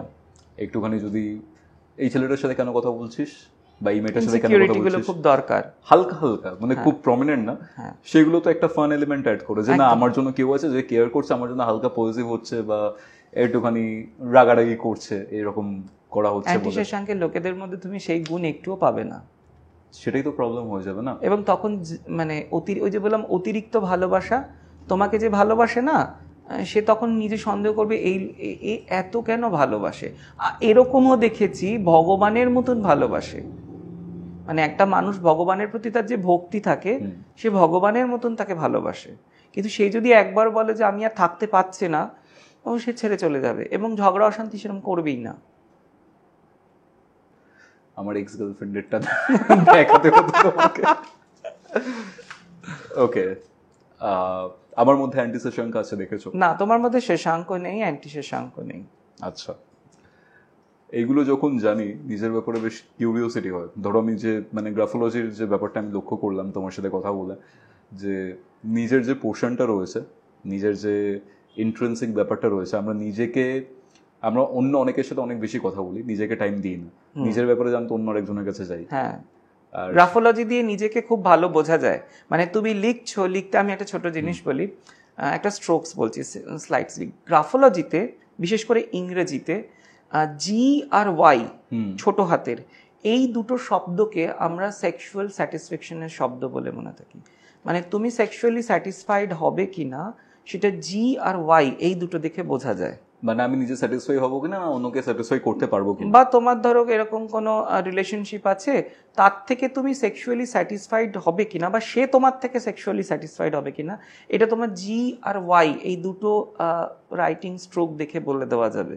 তুমি হলে কতটা হবে আর কোন জায়গায় সমস্যা হবে, ঠিক আছে, কতক্ষণ তুমি ইন্টিমেটেড থাকতে পারো বা পারো না, এক্স্যাক্টলি, আর কিরকম ধরনের জিনিসপত্র তুমি পছন্দ করো। কিরকম টাইপের জিনিসপত্র বলতে মানে তুমি অ্যাট আ প্লেজার টাইম, তুমি ইন্টিমেশনের সময় কিরম ধরনের মুভমেন্টসগুলো তোমার পছন্দ, কতক্ষণ টাইম পিরিয়ড লাগবে, শুধুমাত্র এই দুটো অক্ষর দেখে বলে দেওয়া যাবে।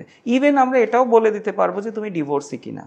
তাই? হ্যাঁ, ডিভোর্সি কিনা হাতের লেখা থেকে বলে দেওয়া যাবে। একদম, তোমার আসবে। তুমি যদি ডিভোর্সি হও এবং তোমার সেটা যদি তোমার মনে প্রভাব ফেলে থাকে, সে যে কোনো কারণই হয়, এখন অন্য লোকে টাকার জন্য ডিভোর্স নিয়ে নেয়, ঠিক আছে, সেটাও বলে দেওয়া যাবে যে তুমি ডিভোর্সি।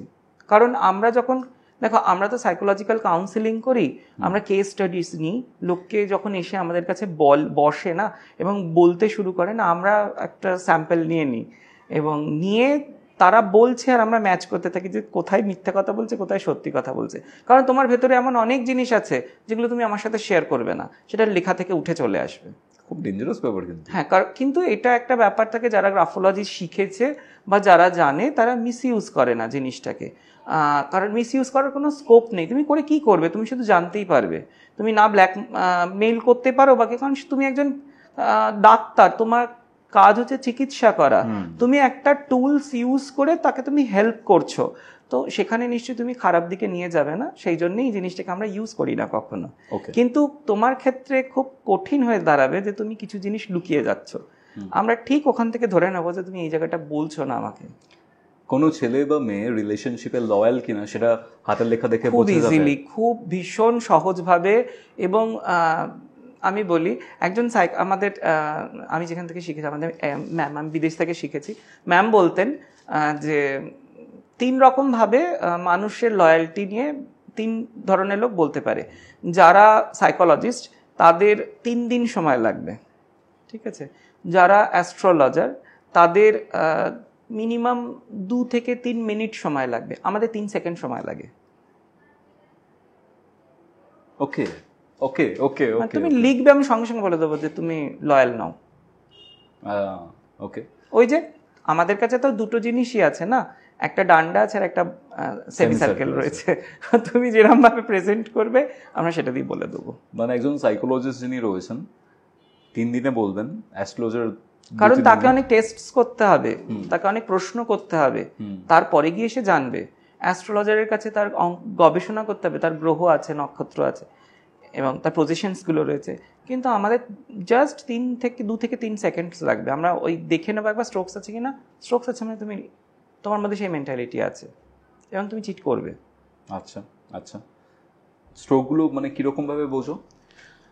একটা উদাহরণ দাও। এক্স্যাক্টলি, দেখো লয়্যালটির স্ট্রোকস যদি তোমরা বলো, লয়্যালটি কাকে বলে সেটাকে আমাদের আগে বুঝে নেওয়া উচিত। অনেক রকমের লয়্যালটি নিয়ে প্রশ্ন, সমস্যা তৈরি হয়। প্রথমত হয় হচ্ছে লুকিয়ে যাচ্ছে। যে কোনো মিডল জোনের লেটার দেখো, মিডল জোনের ও, ছোট হাতের ও, এ, ডি, জি, জি এর যে গোলটা, ডি এর যে গোলটা, এ এর যে গোলটা, ও এর যে গোলটা। আমি এখানে আসছি, তুমি বলছিলে গ্রাফোলজিতে 3টে জোন থাকে। এক্স্যাক্টলি, জোনগুলো একটু বুঝিয়ে দাও। ওই যে বললাম আমাদের 3টে অবস্থা থাকে, একটা হচ্ছে প্রাইভেট স্টেট, একটা হচ্ছে সোশ্যাল স্টেট, আর আরেকটা হচ্ছে আমাদের থট স্টেট বা মেন্টাল স্টেট।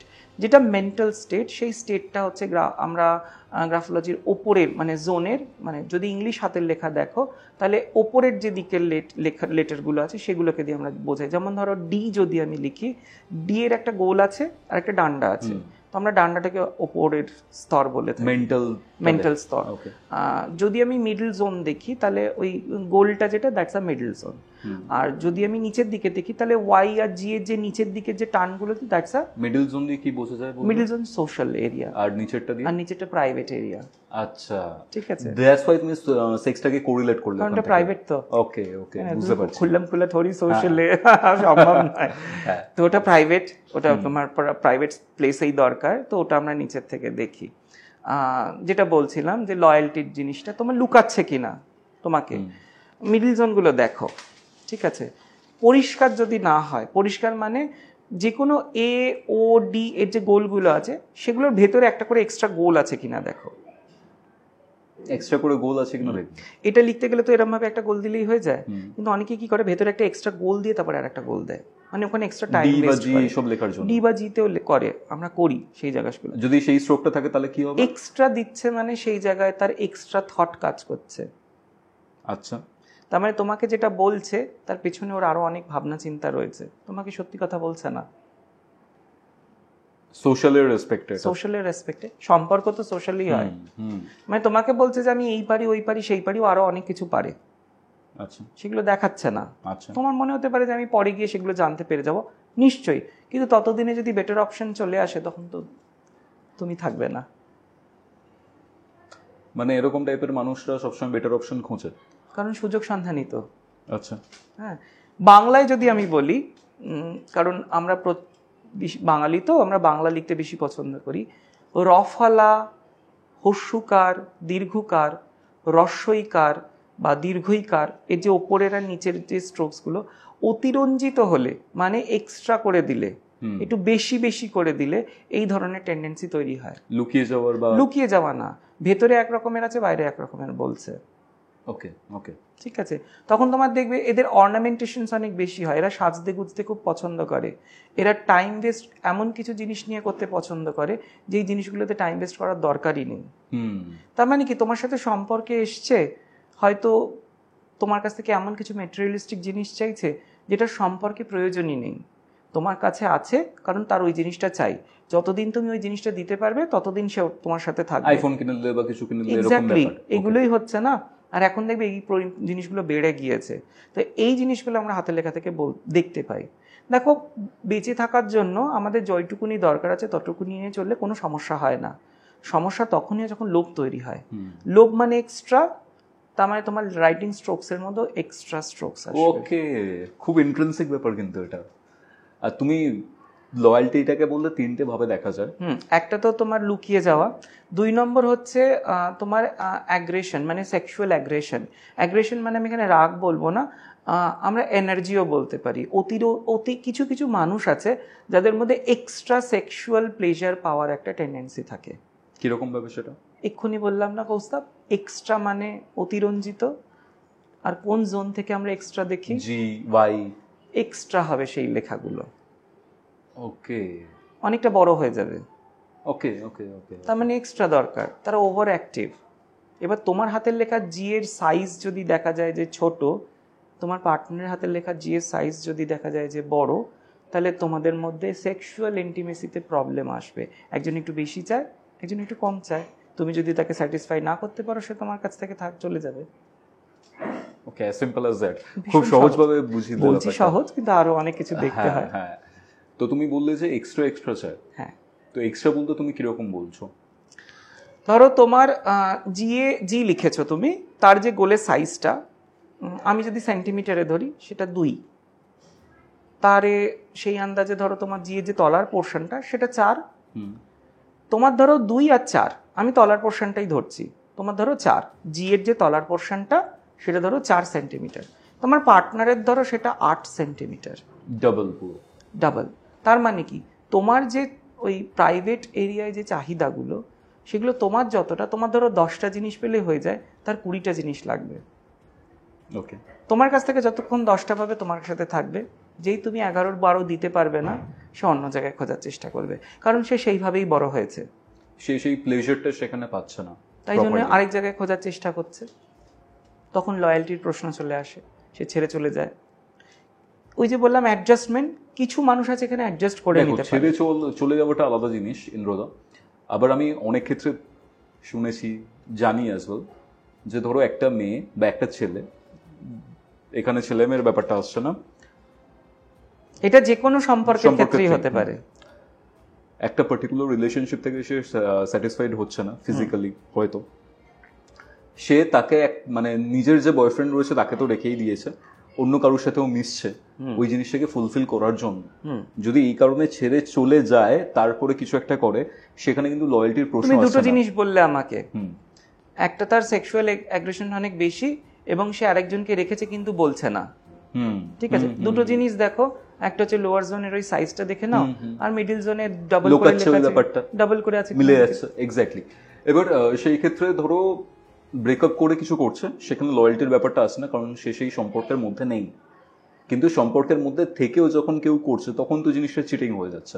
এক্স্যাক্টলি। তো সেই ক্ষেত্রে একটা লুকোনো টেন্ডেন্সি আসছে। চিটিং এর একটা স্ট্রোকস বলছি, মানে গ্যারান্টেড সে তোমাকে চিট করবে, ইভেন উইথ ব্যাকস্ট্যাবিং দিয়ে।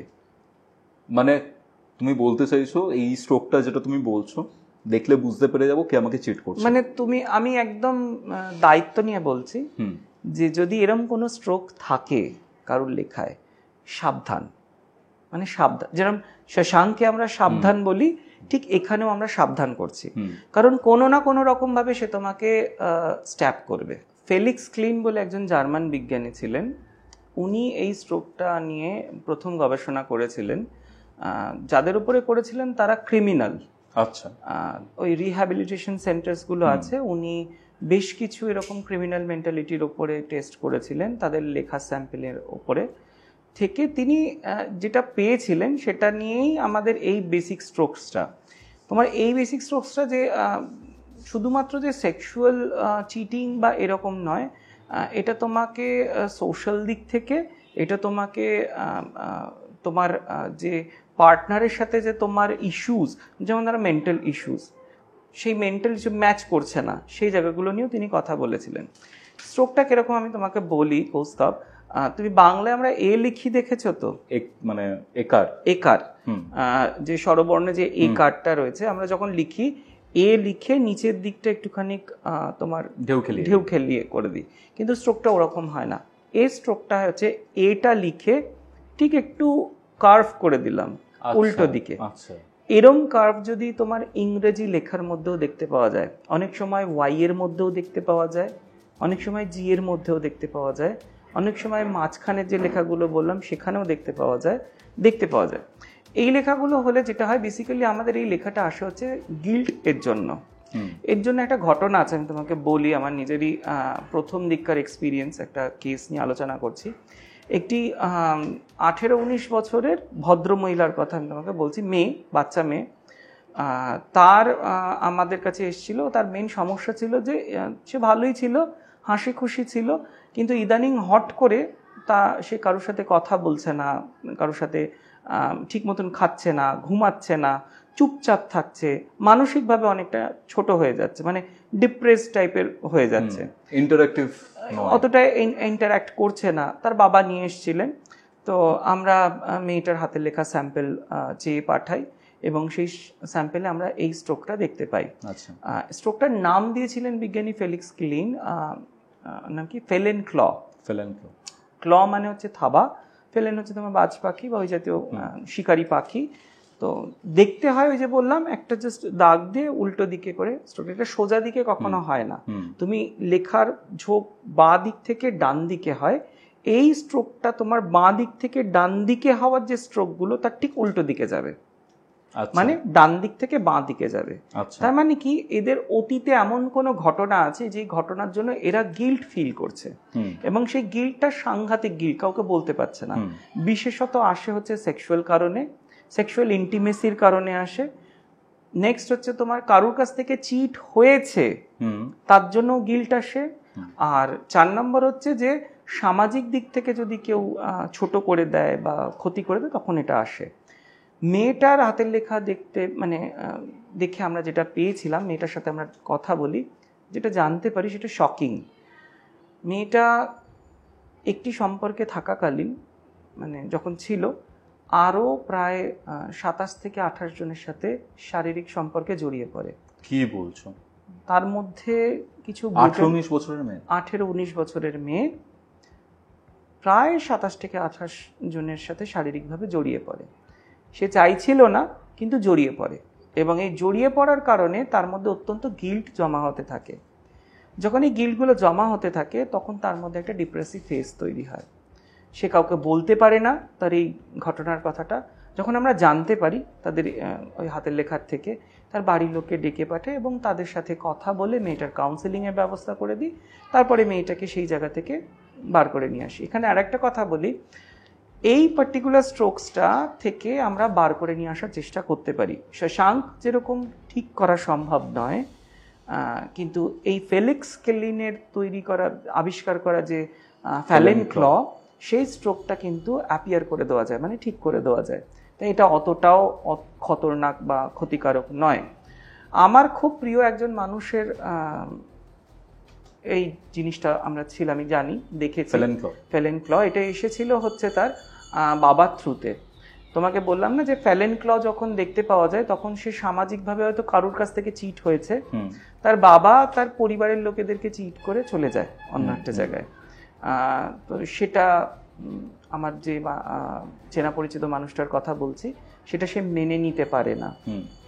তার ফলে কি হয়, তার মধ্যে এরকম একটা গিল্ট তৈরি করে, কারণ তার বাবা চলে গেছে, তার প্রতি ভীষণ রকমভাবে তাকে ছোট করা হয়, সেই গিল্টগুলো মানতে পারে না। তো তার মধ্যে এই গিল্টটা জমা হতে থাকে। একটা টাইমের পরে দেখা যায় যে সেও এরমভাবে মানুষদের সাথে চিট করে তাদের থেকে হঠাৎ করে বেরিয়ে চলে আসে, কোনো কারণ নেই, যাদের থেকে এরকম চিট করে বেরিয়ে চলে আসে তারা হতস্তম্ভিত হয়ে যায় যে এরম কেন হলো, এইভাবে কেন করছে। তো তখন কি হয়, আমরা তার লেখা নিয়েও গবেষণা করি এবং দেখতে পাই যে তার ওই বাবার কারণে সেই এরকম কাজগুলো করে ফেলেছে। কিন্তু পরবর্তীকালে আমরা দেখি তার ওই স্ট্রোকটা চেঞ্জ হয়ে যায়। আচ্ছা, একদম ওই যে অ্যাপিয়ার করে যায়, একবার গিল্ট অ্যাপিয়ার হয়ে গেছে তখন ঠিক হয়ে যায়। তো এই ফেলেন ক্ল স্ট্রোকটা কিন্তু অনেকটা ইম্পর্টেন্ট।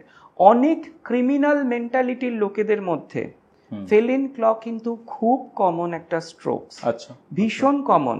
এবং এটা সেক্সুয়ালি যতটা মানুষকে গিল্ট দেয়, ঠিক তেমনি সামাজিকভাবে অন্যান্য সেক্টরে ইকোনমিক্যাল চিটিংয়ের ক্ষেত্রেও, মানে যদি আমরা অনেক সময় দেখি তোমার প্রাইভেট জোনের কিছু স্ট্রোকস যদি সোশ্যাল জোনে চলে আসে, তাহলে এই যে তোমাকে চিট করবে না, মানে ব্যাক স্ট্যাপ করবে, সেটা খুব ডেঞ্জারাসলি প্রভাব ফেলে। মানে নিচের জোন, মানে ধরে নিচ্ছি ওয়াই বা জি এর নিচের যে ডান্ডাটা, ওয়াই বা জি এ ধরো ফেলেন ক্ল রয়েছে, সেটা কোনো কারণে ওয়াই বা জি এর থেকে ক্রস করে সোশ্যাল জোনে চলে এসছে, নিচের পোর্শনটা ক্রস করলে মিডল জোনে চলে এসছে, তখন কিন্তু সেগুলো আর প্রাইভেট থাকবে না। মানে তোমাকে চিট করছে প্রাইভেটলি, কিন্তু সেটার প্রাইভেট থাকবে না, এমনভাবে চিট করবে যে তোমাকে সামাজিকভাবেও ক্ষতিগ্রস্ত করে দেবে, তুমি সমাজে নিজের মুখ দেখাতে পারবে না, এরকমও কন্ডিশন ক্রিয়েট হয়ে যায়। তাই এই স্ট্রোকটাকে আমরা অনেক ডেঞ্জারাস স্ট্রোক বলে মনে করি, মানে খুবই সাংঘাতিক। খুব সাবধান, এই স্ট্রোকসটা যদি আমাদের হাতের লেখায় পাওয়া যায়, যদি আমাদেরও পাওয়া যায়, আমরা চেষ্টা করব কোনো প্রপার গ্রাফোলজিস্টের কাছে গিয়ে সঠিকভাবে পরামর্শ নিয়ে জিনিসটাকে ঠিক করে নেওয়ার, থেরাপির মাধ্যমে ঠিক হয়ে যায়। আমাকে একটা প্রশ্নের উত্তর দাও। ধরো কোনো পার্টিকুলার হাতের লেখা, মানে ধরো একটা ফ্রেজের মধ্যে দিয়ে যাচ্ছি যার মধ্যে আমার কিছু মেন্টাল কন্ডিশন রয়েছে, যেটার ছাপ আমার হাতের লেখার মধ্যে উঠে আসছে, একদম রাইট? হাতের লেখার জন্য কি মেন্টাল কন্ডিশনটা উঠে আসে, না মেন্টাল কন্ডিশনটার জন্য হাতের লেখায় সেটা ছাপ পড়ে? আর যদি সেটা পড়েও, তাহলে কি আগে থেকে এই টেন্ডেন্সিটা বোঝা যায় যে আমার মধ্যে এরকম কিছু আসতে চলেছে হাতের লেখার প্যাটার্ন দেখে? হ্যাঁ, একদম। তোমার মধ্যে যদি এরকম কোনো মানসিকতা তৈরি হয়, সেটা তুমি আগেই বুঝতে পারবে এবং তোমার লেখা স্ট্রোকসের মধ্যে আসবে। ধরো আজকে তোমার মনটা খারাপ, ঠিক আছে, মনটা খারাপের তো শুরু হয়েছিল কোনো একটা সময়, তুমি লেখো সেই সময়, দেখবে সেই সময় স্ট্রোকসের মধ্যে তোমার কিছু ওই ছাপগুলো রয়েছে। এরকম সহজ থেকে কঠিনের দিকে যদি আমরা যাই, তাহলে হাতের লেখার মধ্যে সেই ছাপগুলো আসে। মেডিকেল গ্রাফোলজির মধ্যেও কিন্তু আমরা এই জিনিসগুলো লক্ষ্য করি। অনেক রোগ আছে যেগুলো আগে থেকে ডিটেক্ট করা যায়, যেরকম তোমার পেপটিক আলসার, খুব কমন একটা রোগ এবং খতরনাক রোগও বটে, তোমার হাতের লেখার মধ্যে দিয়ে উঠে আসবে। এবং ক্যান্সার ডিটেক্ট করা যায়? ক্যান্সার যদি একটু ম্যালিগনেন্ট স্টেটে চলে যায়, তার কিছুদিন আগে থেকে তোমার হাতের লেখার মধ্যে ছাপ আসবে। আমরা 2-3টে এরকম কেসেস পেয়েছি যেখানে আমরা ছাপ দেখেছিলাম এবং তারপরে এটা টেস্ট করিয়ে দেখা গেছে যে তার সম্ভাবনা অনেকটা আছে, এবং এমনও হয়েছে যে তাদের ক্যান্সারের ডেথ হয়ে গিয়েছিল। তো এটা আছে, বাট এটা অনেক ডিপার, অনেক গভীর এবং অনেক গবেষণা করে তারপর এটা করতে হয়, বাট করা যায়।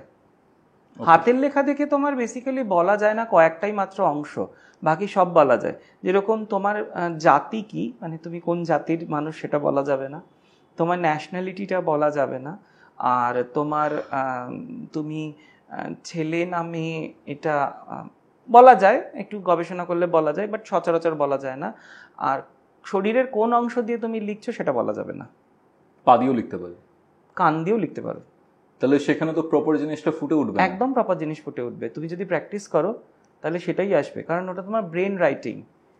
হাত দিয়ে আমরা সাধারণত একটা লোক ডান হাত দিয়ে একটা জিনিস লিখেছে আর সে বাঁ হাত দিয়ে লিখেছে একটা জিনিস, বাঁ হাতের মধ্যে আমাদের অতটা কন্ট্রোল নেই যেহেতু রাইট হ্যান্ড ইউজ করি, তাহলে আমার যে স্ট্রোকগুলো ডান হাতে উঠে আসছে, যার মাধ্যমে আমার মেন্টালিটি বা এত কিছু তোমরা বলতে পারছো, বাঁ হাত দিয়ে লিখলে কি সেটা বলে দেওয়া যাবে? সে যদি বাঁ হাত দিয়ে লিখতে সাবলীল হয়, সাবলীল নয়, তাহলে তো সমস্যা আসবে। হ্যাঁ, মানে যদি সাবলীল হয়, বাঁ হাত দিয়ে কিছু হয় না, লেফটি বলি আমরা, যারা লেফট হ্যান্ড দিয়ে লেখে, তাদের লেখা থেকেও বলে দেওয়া যাবে এবং একই উত্তর আসবে। হ্যাঁ, মানে ধরো ডমিনেন্ট হ্যান্ডটা থেকে যদি আমি লিখি তখন প্রপার অ্যানসারটা পাবো। Not only hand, dominant body part. অনেকের হাত নেই, তারা পা দিয়েও লেখে, সেটা দিয়েও একই উত্তর আসবে। ওকে ওকে, একই উত্তর আসবে। এটা বলা যায় না, সেই কারণেই বলা যায় না। এছাড়া বাকি সব বলা যায়। মানে তুমি বলতে চাইছো রিলেশনশিপের জায়গাটা থেকে আমরা এলাম, যদি কোনো মানুষের রিলেশন, ধরো আমার পার্টিকুলার কোনো গার্লফ্রেন্ড রয়েছে বা যেই রয়েছে, তার হাতের মধ্যে লেখার মধ্যে যদি ফেলেনকো আমি পাই, তাহলে সে আমাকে ব্যাকস্ট্যাপ করতে পারে বা চিট করতে পারে। সে নিজে কোনো গিল্টের মধ্যে রয়েছে এবং সেই গিল্ট থেকে যদি তাকে বার করে নিয়ে আসা না যায় তাহলে তুমি চিটেড হবে। সে করছে কিনা, সে তো অজ্ঞানতাবশত করছে, তুমি চিটেড হবে এবং তুমি সাবধান, তোমাকে করে দেওয়া উচিত। না হলে সে তোমার সাথে খুব বাজে ব্যবহার করবে, তুমি থাকতে পারবে না। এরকম ঘটনা হামেশাই ঘটে। তো একজনের হাতের লেখা চেঞ্জ করে, তুমি বললে যে গ্রাফোলজিক্যাল কিছু ট্রিটমেন্টস রয়েছে, হাতের লেখা চেঞ্জ করে তুমি তার ক্যারেক্টার কিভাবে চেঞ্জ করবে? কারণ তার ক্যারেক্টার তো ব্রেন থেকে আসছে বা তার পারিপার্শ্বিক পরিস্থিতি থেকে আসছে, সেটার ছাপ হাতের লেখায় পড়ছে। একদম। এবার হাতের লেখাটাকে আমি চেঞ্জ করছি, সেটার এফেক্ট আমার ব্রেনে আসবে কি করে? দেখো, তোমার ক্যারেক্টার কোথা থেকে আসে সেটা আগে জানার উচিত। এই ক্ষেত্রে আমাদের চরিত্র, আমরা প্রথমে মানসিকভাবে ভাবি কোনো জিনিস নিয়ে, সেটা কিছু করতে চাই কি বলতে চাই, আগে ভাবি। যেরকম ভাবি সেরকম কিছু করার চেষ্টা করি। অনেক সময় অ্যাজ ইট ইজ করি, অনেক সময় কিছু জিনিস চেপে রাখি, তাই তো? যেটা ভাবছি বা যেটা আমরা করছি, সেই ভাবা অথবা করার মধ্যে দিয়েও পরবর্তীকালে সেটাকে অভ্যাসে পরিণত করি। এই অভ্যাসটা যখন তুমি কিছু করছো, ঠিক তেমনি লেখাটাও তোমার অভ্যাস। এবং লেখাটা আসছে সম্পূর্ণ ব্রেন থেকে। তো তোমার হাতের লেখা দিয়ে সেটাই আসবে যেটা তুমি অভ্যাস করেছো। আচ্ছা, তোমার ভাবনাটাও অভ্যাস। তো তোমার ওই অভ্যাসটাই তোমার চরিত্র। চরিত্র কাকে বলে? যার মধ্যে নৈতিকতা থাকে, তাকে আমরা চরিত্র বলি। তোমার চরিত্র কারোর উপকার করছে, তুমি ভালো চরিত্রের মানুষ। তোমার চরিত্র উপকার করছে না, তুমি অসৎ চরিত্রের মানুষ। তো তোমার লেখার মধ্যে যদি দেখা যায় যে সেরকম অসৎ চরিত্র কিছু এসছে, তাহলে আমরা সেটাকে চেঞ্জ করে নতুন অভ্যাস গঠন করে তোমার ভাবনায় পরিবর্তন আনতে পারি। সেইভাবে চেঞ্জ করা যায়, কিন্তু একটু সময় সাপেক্ষ, ধৈর্য সাপেক্ষ। তবে একবার চেঞ্জ করে গেলে ওটা অনেকটাই। এখনকার দিনে তো পেন পেপারে কেউ লেখালেখি করে না। হ্যাঁ, tab writing, emails and all. তো সেখানে তুমি এই যে অভ্যেস চেঞ্জ করার কথা বলছো, আমি নিজে ভুলে গেছি আমি পেন পেপারে কবে লিখেছি, তাহলে সেটা কিভাবে অ্যাপ্লাই করবে? কৌস্তব, এখানে একটা মজার কথা বলি, তোমাকে শুনতে ভালো লাগবে। আমরা বাংলায় লিখি তো, আমি একটু আগে তোমাকে বললাম লেখায় 3টে জোন আছে। একটা ব্যক্তিগত প্রাইভেট জোন যেটা লোয়ার, তারপরে হচ্ছে সোশ্যাল জোন যেটা মিডল, আর একটা হচ্ছে মেন্টাল জোন যেটা আপার। ইংলিশ হাতের লেখাতেও 3টে জোন আছে, বাংলা হাতের লেখাতেও 3টে জোন আছে। গ্রাফোলজি না হিস্ট্রি চেঞ্জ করতে পারে। আচ্ছা, মানে পুরো হিস্ট্রি চেঞ্জ করে দিতে পারে, তোমার আমার নয়, একটা দেশের। কিরকম? ইংলিশ লেখা যদি দেখো, ইংলিশ লেখার আপার জোন আর লোয়ার জোন একটু বড় হয় তুলনামূলক মিডিল জোন। কিন্তু বাংলা যদি দেখো, বাংলার মিডিল জোন তুলনামূলক অনেক বড় হয়। সোশ্যাল আমরা ওই জন্য খুব। ইংরেজিদের যদি দেখো, তাদের কাছে সমাজটা কিন্তু তারা করে খেয়ে নেবে, ঠিক আছে? কিন্তু আমাদের কাছে আত্মসম্মান অনেক বেশি। আত্মসম্মান সামাজিক দিক থেকেই আসে।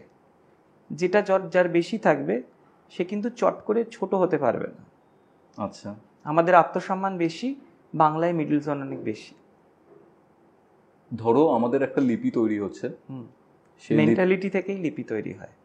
আচ্ছা, সেই লিপিটাতে ধরো আমি মিডল জোন যদি বেশি রাখলাম, যে আবিষ্কার করছে, কথার কথা এটা তো হয়ে এসছে, মিডল জোনটা আমার বেশি রয়েছে, তাহলে আমি সেই সমাজ ব্যবস্থা দেখো, যেই সমাজ ব্যবস্থাগুলোতে মিডল জোনের রাইটিং অনেক বেশি, সেখানে দেখবে ক্যাঁচাল আছে, সেখানে রাজনীতি বেশি আছে, সেখানে বুদ্ধি কম আছে। মেন্টাল জোন থেকে আমরা বুদ্ধি দেখি, আমাদের বুদ্ধি কম। ছোটবেলায় ইতিহাস বইতে পড়েছিলাম, আমি বলছি না আমাদের বুদ্ধি কম, ছোটবেলায় ইতিহাস বইতে পড়েছিলাম একটা সময় শিল্প বিপ্লবের সময় ইংরেজরা 13টা উপনিবেশ স্থাপন করেছিল রেনেসা পিরিয়ডে।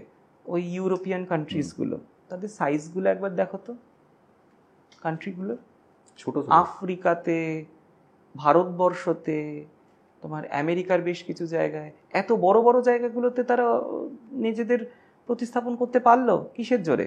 বুদ্ধির জোরে। তো ওদের আপার জোন অনেক বেশি। এবং কেন করেছিল? নিজেদের সম্পত্তি বাড়াবে, মেটেরিয়ালিস্টিক জোনের লাভ, ব্যক্তিগত সুখ ভোগ করবে। লোয়ার জোন অনেক বেশি। ওকে, নাইস, খুব ভালো কানেকশন এটা। ঠিক আছে, তো এরকম আমাদের লেখা হিস্ট্রি চেঞ্জ করতে পারে। তো তুমি উর্দু যদি দেখো, ঠিক আছে, উর্দুতে কিন্তু মিডল জোন বেশি আছে।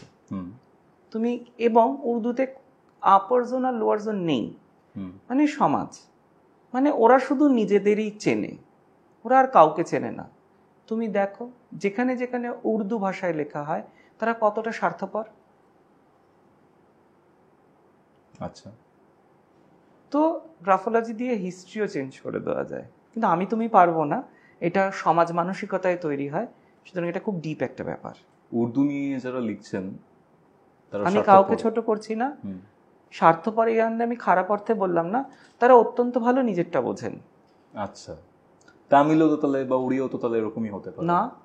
ওড়িয়া ভাষা তুমি দেখবে মিডল জোনে গোল গোল করে লেখা, হ্যাঁ, ওরা ভীষণ হেল্পফুল পার্সন। ও আচ্ছা, ওই দিক থেকে বলছো তুমি। লেখার 4টে অবস্থা থাকে, যে কোনো লেখা, এটা দর্শকদের একটু ভালো লাগবে, যে কোনো লেখার 4টে বৈশিষ্ট্য থাকে। লেখা 4 রকমের হয়, মানে আমাদের প্রত্যেকের হাতের লেখা ইউনিক এবং ডিফারেন্ট একে অপরের থেকে, কারণ আমার প্রত্যেকের ব্যক্তিত্ব ডিফারেন্ট। হাতের লেখা 4 রকমের কি কি হয়? বেসিক্যালি 3 রকমের হয়। কি কি?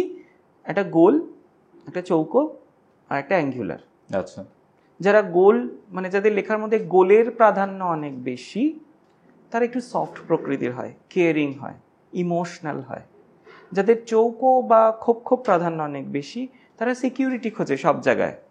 আর যাদের অ্যাঙ্গুলার কানেকশন, তারা না সবসময় নিজেকে অনেক হাই বা উঁচু পোস্টে রাখার চেষ্টা করে। তুমি যে কোনো সিইও বা যে কোনো খুব এনথুসিয়াস্টিক মানুষদের হাতের লেখা চেক করে দেখো, বা যারা অনেক বড় পজিশনে রয়েছে, হয় তুমি সেখানে অ্যাঙ্গুলার পাবে কম্বিনেশনে, নয়তো সেখানে স্কোয়ার পাবে। যারা অত্যন্ত টাকার পেছনে দৌড়ায় না, আমার টাকা চাই টাকা চাই টাকা চাই, বা সিকিউরিটি, মানে 10টা 5টা ডিউটি করে শুধু টাকা নিয়ে আমি সিকিউর থাকবো, বা বিশেষ করে সরকারি চাকরি যারা পছন্দ করে, তাদের লেখার মধ্যে আমি গ্যারেন্টি দিয়ে বলছি তারা স্কোয়ার ফর্মে লিখবে, নয়তো ট্রায়াঙ্গুলার ফর্মে লিখবে। ওকে, তোমার বন্ধু আছে নিশ্চয়ই, সেই বন্ধু বান্ধবের মধ্যে যে একটু হাসি খুশি, একটু জলি, সবার সাথে মিলেমিশে যেতে পারে, তুমি একটুখানি লেখা দেখো, সে গোল গোল করে লেখে। আচ্ছা আচ্ছা আচ্ছা, ঠিক আছে, এটা বেসিক, আমাদের বেসিক পার্সোনালিটির মধ্যে দিয়ে আমরা এগুলো দেখতে পাই। এছাড়া তো আরো অনেক কিছু আছে এখানে। তুমি আমাকে একটা জিনিস যেটা বললে, গোল চৌকো অ্যাঙ্গুলার, এখান থেকে একটা জিনিস খুব ভালো রকম ভাবে উঠে আসছে, সেটা হচ্ছে তত্ত্বের ব্যাপার। মানে আমার যেটা মনে হয়, তুমি বললে গোল ভাবে যারা লেখেন তাদের মধ্যে একটা ইমোশনাল টেন্ডেন্সি রয়েছে, তারা কি তার মানে জলতত্ত্ব বা ওয়াটার এলিমেন্টের মাধ্যমে? এক্স্যাক্টলি, যাদের হাতের লেখার মধ্যে গোলের প্রাধান্য অনেক বেশি, তারা জলতত্ত্বকে রিপ্রেজেন্ট করে। তাদের মধ্যে ইমোশনস, তাদের মধ্যে কেয়ার, নার্চার, এই জিনিসগুলো খুব ভালো কাজ করবে। যারা তোমার একটুখানি স্কোয়ার বা একটু চৌকো চৌকো করে লেখেন, তাদের মধ্যে তোমার পৃথিবীতত্ত্ব খুব ভালো কাজ করে, সিকিউরিটি। যারা একটু অ্যাঙ্গুলার ফর্মে লেখেন, তাদের মধ্যে অগ্নিতত্ত্ব খুব ভালো কাজ করে। এগুলোর কম্বিনেশনে আমরা পাই, সেগুলো দেখা শিখতে হয়। আমরা যখন শেখাই মানুষদেরকে যে এটা এই তত্ত্ব, এটা এই তত্ত্ব, এটা এরমভাবে হয়, তখন আমরা তাদের কম্বিনেশনসগুলো কীভাবে তারা বুঝবে সেগুলো শেখাই। তো এই তত্ত্বর প্রসঙ্গে তোমাকে এখানে আরেকটা জিনিস বলি, হাতের লেখা থেকে যে কেউ সহজে তার চক্রর কোন পার্টটা সব থেকে বেশি ডিস্টার্বড রয়েছে সেটাও বলে ফেলতে পারবে। ওকে, তার জন্য তোমাকে কি করতে হবে, একটা আমরা তো জানি আমাদের টোটাল 6টা চক্র রয়েছে, অনেকে জানে 7টা চক্র, কিন্তু কৌস্তব আমি তোমাকে একটু স্পষ্ট করে দিই। ষঠচক্র নিরূপণম বলে একটা গ্রন্থ আছে, সংস্কৃত গ্রন্থ, সেখানে মানুষের 6টি চক্রের কথা বলা হয়েছে। 7 নম্বর চক্রটাকে পিওর প্লেজার বলা হয়েছে, ঠিক আছে, ওটাকে বাদ দেওয়া হয়েছে। আমাদের শরীরে 6টা গ্ল্যান্ডুলার সিস্টেম রয়েছে, আমরা জানি কোথায় কোথায় রয়েছে। এই চক্রগুলো আর এই গ্ল্যান্ডুলার সিস্টেমসগুলো কিন্তু প্রভাব ফেলে। আমরা যদি একটা ছোট্ট এক্সপেরিমেন্ট করি, তাহলে আমরা নিজেরাই নিজেদের চক্রের ব্যালেন্স সম্পর্কে ছোট্ট একটা ধারণা লাভ করতে পারি। তার আগে একটু চক্রগুলো সম্পর্কে জেনে নিই, বা চক্রটা কি সেটা একবার। এক্স্যাক্টলি, আমাদের প্রত্যেকের শরীরে 72,000খানা নাড়ি আছে। নাড়ি মানে হচ্ছে কম্পন, আচ্ছা, ঠিক আছে, ভাইব্রেশন, সায়েন্সের ভাষায় ফ্রিকোয়েন্সি, এবং এইগুলোকে আমরা কনজাংক্ট পয়েন্ট বলি, যেখান থেকে একটা শক্তি আর একটা শক্তিতে রূপান্তরিত হয়। এই 72,000 নারীদের যে হেডকোয়ার্টার, সেটার সংখ্যা টোটাল 108টা। এবার এই 108টার মধ্যে মেন যে অফিস সেটা হচ্ছে তোমার ওই 6টা। এটাকে চক্র বলি আমরা। চক্র মানে হচ্ছে শক্তি, যেটা বারবার কনভার্ট করছে এক জায়গা থেকে আরেক জায়গায়। যদি কোনো শক্তি বন্ধ হয়ে যায় তাহলে তোমার সেই চক্রটা বন্ধ আছে। প্রত্যেকের শরীরে বেশ কিছু পয়েন্ট আছে, যেই পয়েন্ট আমি পয়েন্ট বলবো না, এটাকে রিজনে ভাগ করব। যেরকম যেই জায়গাটায় আমরা বসে থাকি, মানে ধরো পা মুড়ে বাবু হয়ে বসছি, সেই জায়গাটা যেই মাটির সাথে যেই জায়গাটুকুনিকে টাচ করে রয়েছে সেটা একটা চক্র। এটাকে মূলাধার বলে, মানে যার উপরে তুমি বসে আছো। অনেকে এটা মনে করে যে তোমার শিরদাঁড়ার একদম শেষ প্রান্ত কক্সিস এরিয়াতে তোমার এই চক্রটার অবস্থান করছে, কিন্তু না, কক্সিস এরিয়াতে নয়। এর রিজনের যে কেন্দ্রবিন্দু সেটা কক্সিস এরিয়াতে, কিন্তু এর বাকি যে সমস্ত রিজনটা সেটা ওই বসে আছি পুরো যেই জায়গাটা টাচ করে রয়েছে সেই পুরো জায়গাটা জুড়ে। তার ঠিক ওপরের পার্টটা রয়েছে তোমার অ্যাবডোমেন পার্ট, মানে অ্যাবডোমেন এরিয়াতে যা কিছু রয়েছে সবটুকুনি তোমার স্বাধিষ্ঠান চক্র।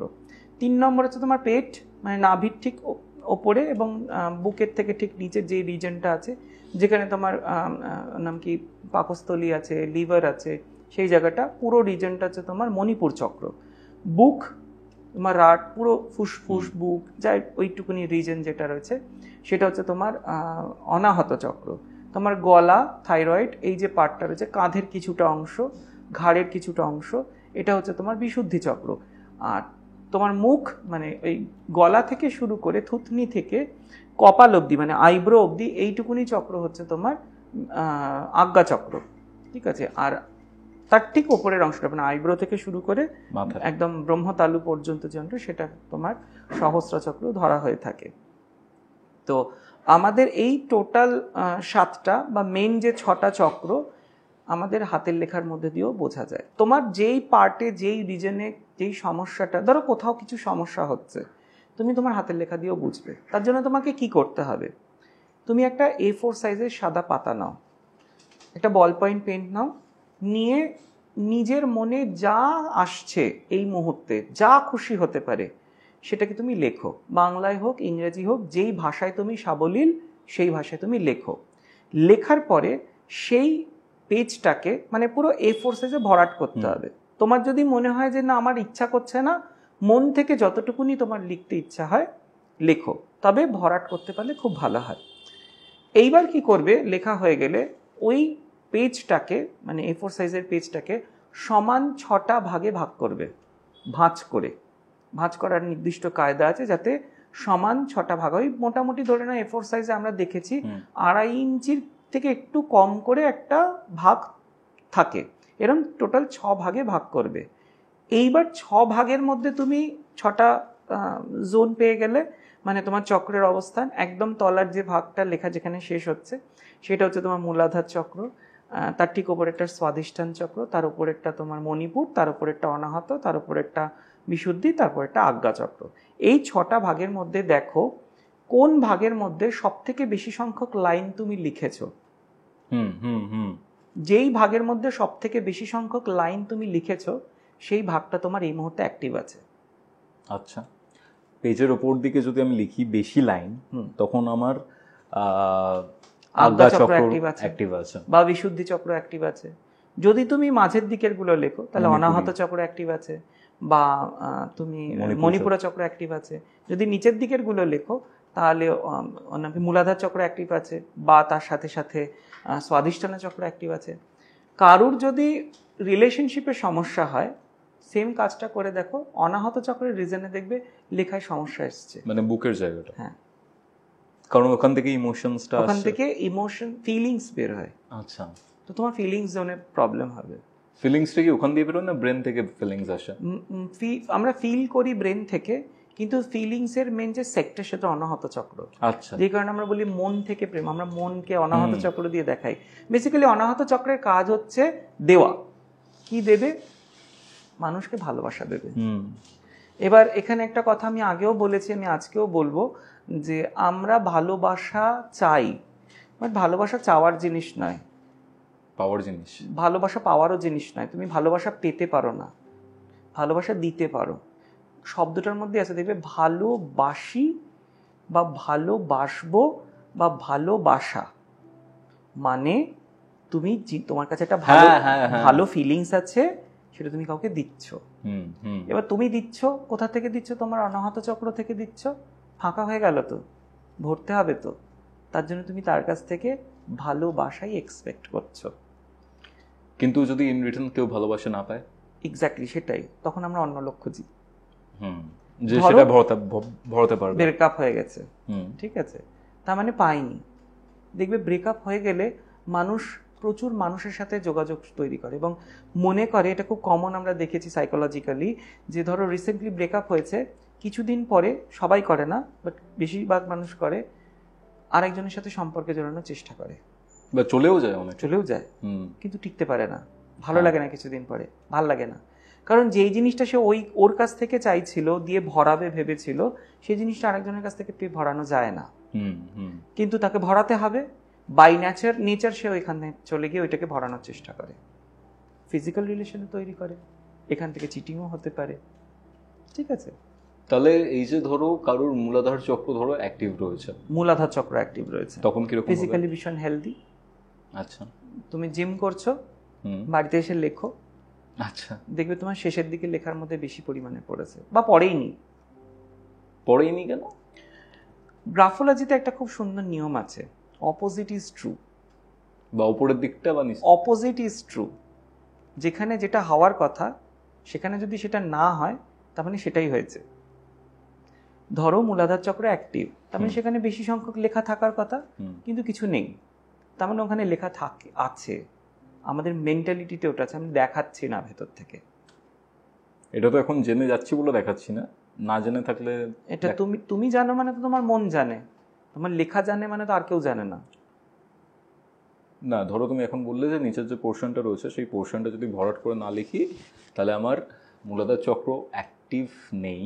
না, নেই নয়, হয়তো অপোজিট ইজ ট্রু, সেটা দেখতে হয়, দেখে বুঝতে হয়, সেটাও বোঝা যায়, তবে সেটা খুব রেয়ার কেসে হয়, বাট হয়। গ্রাফোলজিতে একটা টার্ম আছে, অপোজিট ইজ ট্রু। ওকে, মানে তুমি দেখাচ্ছ যে তুমি অনেক বেশি বুদ্ধিমান, কিন্তু অপোজিট ইজ ট্রু, মানে তুমি যে জিনিসটা দেখাচ্ছ সেটা তো তুমি নও। ধরো অনেকে রাগ দেখায়, অ্যাঙ্গার দেখায়, আসলে সে হয়তো রাখছে না, কিন্তু সে দেখাচ্ছে। এগুলোই তো গ্রাফোলজির মেন ফান্ডা না, যে আমরা ধরে বুঝতে পারি যে আসলে এই মানুষ রেগে যাচ্ছে না, ও শুধু দেখাচ্ছে, বা আসলে এই মানুষটা খুব একটা খারাপও নয়।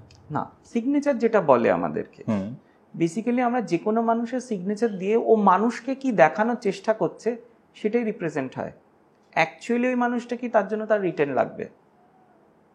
সিগনেচারটা হচ্ছে রিপ্রেজেন্টেশন, আমি সোসাইটিতে নিজেকে কিভাবে প্রেজেন্ট করছি, আর লেখাটা হচ্ছে অ্যাকচুয়াল লেখা, অ্যাকচুয়ালি সে কি, বুঝতে পারলে? ওকে, তো এই একটা জিনিস, তোমার ধরো তুমি এখন কিছু নলেজ গ্যাদার করছো, তোমার আজ্ঞাচক্র অ্যাক্টিভ থাকবে, মাথার পোর্শনটা। হ্যাঁ, তোমার লেখার উপরের দিকগুলো দেখবে। পরীক্ষার সময় আমরা কি করি, প্রথম যে একটু সুন্দর করে গুছিয়ে লিখি, তারপরে শেষের দিকে গিয়ে একদম ছড়িয়ে দেন, তার মানে তোমার মূলাধার মানে ধৈর্য নেই আর।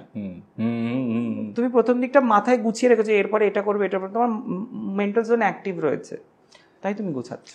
এই যে চক্রের ব্যাপারগুলো বললে, এর সাথে তত্ত্বটা কিভাবে কানেক্টেড হচ্ছে? ওই যে বললাম, গ্রাফোলজিতে বেসিক্যালি চার রকম ভাবে আমরা দেখতে পারি। একটা হচ্ছে গোল লেখা, একটা হচ্ছে চৌকো লেখা, একটা হচ্ছে অ্যাঙ্গুলার, আর আরেকটা আছে যেটাকে আমরা অর্নামেন্টেশন বলি, সাজানো গোছানো লেখা। সাজানো গোছানো। যেমন ধরো সিম্পল একটা ডি, একটা ডান্ডা আর একটা সেমি সার্কেলে হয়ে যায়, তুমি সেই ডিটাকে একটু ঘুরিয়ে পেঁচিয়ে এদিক ওদিক করে লিখলে, স্টাইল করলে, কেন করলে? ভালো লাগবে দেখতে, তাই। সময় নষ্ট হলো না? তুমি অ্যাকচুয়ালি যেরকম, সেটা হচ্ছে একটা ডান্ডার একটা কার্ড, সেটাকে তুমি এক্সট্রা করলে, যখনই তুমি এক্সট্রা করছো তার মানে সেখানে তুমি টাইম ওয়েস্ট করছো, যেটা তোমার অ্যাকচুয়াল সেটা তুমি ইউজ করছো না। বুঝতে পারছি বিষয়টা। এবার এই যে তত্ত্ব, ধরো মূলাধার চক্রের সাথে কোন তত্ত্ব কানেক্টেড? মূলাধার চক্রের সাথে পৃথিবী তত্ত্ব কানেক্টেড। অগ্নিতত্ত্ব না? অগ্নিতত্ত্ব তোমার মণিপুর চক্রের সাথে কানেক্টেড। আচ্ছা, তুমি একটু তাহলে ব্যাপারটা বলো। বলে দিচ্ছি তোমাকে। মূলাধার চক্র হচ্ছে বেস, যার উপর আমরা দাঁড়িয়ে আছি, সেটা যদি আনস্টেবল হয় তাহলে তুমি তো দাঁড়িয়ে থাকতে পারবে না। ধরো তুমি যেই মাটিতে দাঁড়িয়ে আছো বা বসে আছো, সেটা যদি ক্রমশ কাঁপতে থাকে, তুমি এক জায়গায় স্থির থাকতে পারবে না। মূলাধার চক্র হচ্ছে তোমার পৃথিবী তত্ত্বের দ্যোতক, মানে স্টেবিলিটির দ্যোতক। দেন তারপরেরটা হচ্ছে তোমার স্বাধিষ্ঠান চক্র। জলতত্ত্বের দ্যোতক, মানে যেখানে তোমার রিপ্রেজেন্ট করে ইমোশনস আছে, তোমার পার্সোনালিটি আছে, তুমি কেমন, তুমি বরফের মতন শক্ত সেটাও কিন্তু জল, নাকি তুমি জলের মতন স্বচ্ছ তরল, নাকি তুমি বাষ্প বায়বীয়, তো তোমার পার্সোনালিটি সেখান থেকে আসবে। মণিপুর চক্র হচ্ছে তোমার অগ্নিকারক, যেখান থেকে আমাদের শরীরের তেজ রাগ এগুলো উৎপন্ন হয়। অনাহত চক্র হচ্ছে বায়ুকারক, ঠিক আছে। অনাহত এবং বিশুদ্ধি এই দুটো নিয়ে বায়ুতত্ত্ব আসে, মানে কমিউনিকেশন। এই যে তুমি ভালোবাসছো, অনাহত থেকে তোমার ভালোবাসা দিচ্ছ, সেখানে আবার ভরাট করার চেষ্টা করছো, এটা তো কমিউনিকেট করছো তুমি না। যেই কারণে যে কোনো সম্পর্কে কমিউনিকেশনটা ভীষণ ইম্পর্টেন্ট, যে কোনো সম্পর্কে। আর তার সাথে সাথে আরেকটা জিনিস আছে লাস্ট আজ্ঞাচক্র, সেটা হচ্ছে ইথার বা তোমার আকাশ তত্ত্বের দ্যোতক। ওকে, তোমার ব্রেন অথবা তোমার ভাবনা শক্তি। আর এই প্রত্যেকটা যে চক্র রয়েছে সেগুলি আমাদের ক্যারেক্টার রিপ্রেজেন্ট করছে। প্রত্যেকটা চক্র আমাদের নির্দিষ্ট চরিত্রকে দেখায় বা একটা ব্যক্তিত্বকে দেখায়। সেটাই আবার হাতের লেখাতে তার ছাপ, সেটা হাতের লেখাতে চলে আসবে। তো তুমি হাতের লেখা দেখে বলে দেবে যে কার কোন চক্রে অ্যাক্টিভ রয়েছে বা প্রবলেম আছে, সমস্যা রয়েছে, সেগুলো বলে দেওয়া যায়। নাইস। এবার আজকে সবথেকে ইন্টারেস্টিং একটা জায়গাতে আসছি, সেটা হচ্ছে যে আমরা বেশ কিছু সেলিব্রিটিসদের ব্যাপারে কথা বলছিলাম ইন্দ্রদা। আমি নিজেও তাদের একটুখানি ফ্যান বলা যেতেই পারে। তাদের হাতের লেখার মধ্যে বেশ কিছু স্পেশালিটি রয়েছে, বেশ কিছু ইউনিক স্ট্রোকস রয়েছে। আমি ফার্স্টেই শুরু করব, শাহরুখ খানের হ্যান্ডরাইটিং তুমি দেখেছো, ইভেন সিগনেচারও দেখেছো, তোমার কি মনে হয়েছে সেটা দেখে? অনেকেই জানে না বা বললে হয়তো বিশ্বাস করবে না, বাট শাহরুখের সিগনেচারটা যদি তুমি একটু দেখো, তাহলে তার যে ফার্স্ট স্ট্রোকটা সেটা বাকি স্ট্রোকসগুলো থেকে অনেকটা বড়। আচ্ছা, সেটা যেটা ইন্ডিকেট করে সেটা হচ্ছে কিং। ওকে ওকে, ঠিক আছে। কোনো সিগনেচারের ফার্স্ট লেটার আমাদের সেলফকে ডিক্লেয়ার করে, আর ওনার স্ট্রোকসের মধ্যে আমরা সেটা পাই, এবং সফটনেসটাও আমরা সেখানে পাই, তাই জন্যই কিং অফ রোম্যান্স। একদম। এবং কিন্তু তার সাথে আরেকটা জিনিসও আছে, সেটা হচ্ছে রেসপন্সিবিলিটি। ওনার সিগনেচারের ফার্স্ট স্ট্রোকস কিন্তু ভীষণ রকম রেসপন্সিবল পার্সোনালিটিকে ডিটেক্ট করে। এটা তার ভালো গুণ, সব কিছুর একটা খারাপ দিকও আছে। ওনার সিগনেচারের ফার্স্ট স্ট্রোক কিন্তু এনভি মানে ঈর্ষা ভাবকেও দেখায়। উনি কখনোই ভেতর থেকে চান না যে ওনার জায়গাটা অন্য কেউ দখল করুক। ওকে ওকে, ঠিক আছে। এটা খুব কমন একটা স্ট্রোকস, যেটা এস এর মধ্যেই দেখতে পাওয়া যায়, এটার মধ্যে দিয়ে ওটা ডিটেক্ট করা যায়। আর কিছুদিন আগে ওনার পারিবারিক জীবনেও বেশ কিছু সমস্যা হয়েছিল, সেগুলো যখন আমরা নিয়ে আলোচনা করছিলাম তখন সেখানেও আমরা দেখতে পাই এই স্ট্রোকসগুলো কিন্তু ওখানে হেল্প করেছিল আমাদেরকে।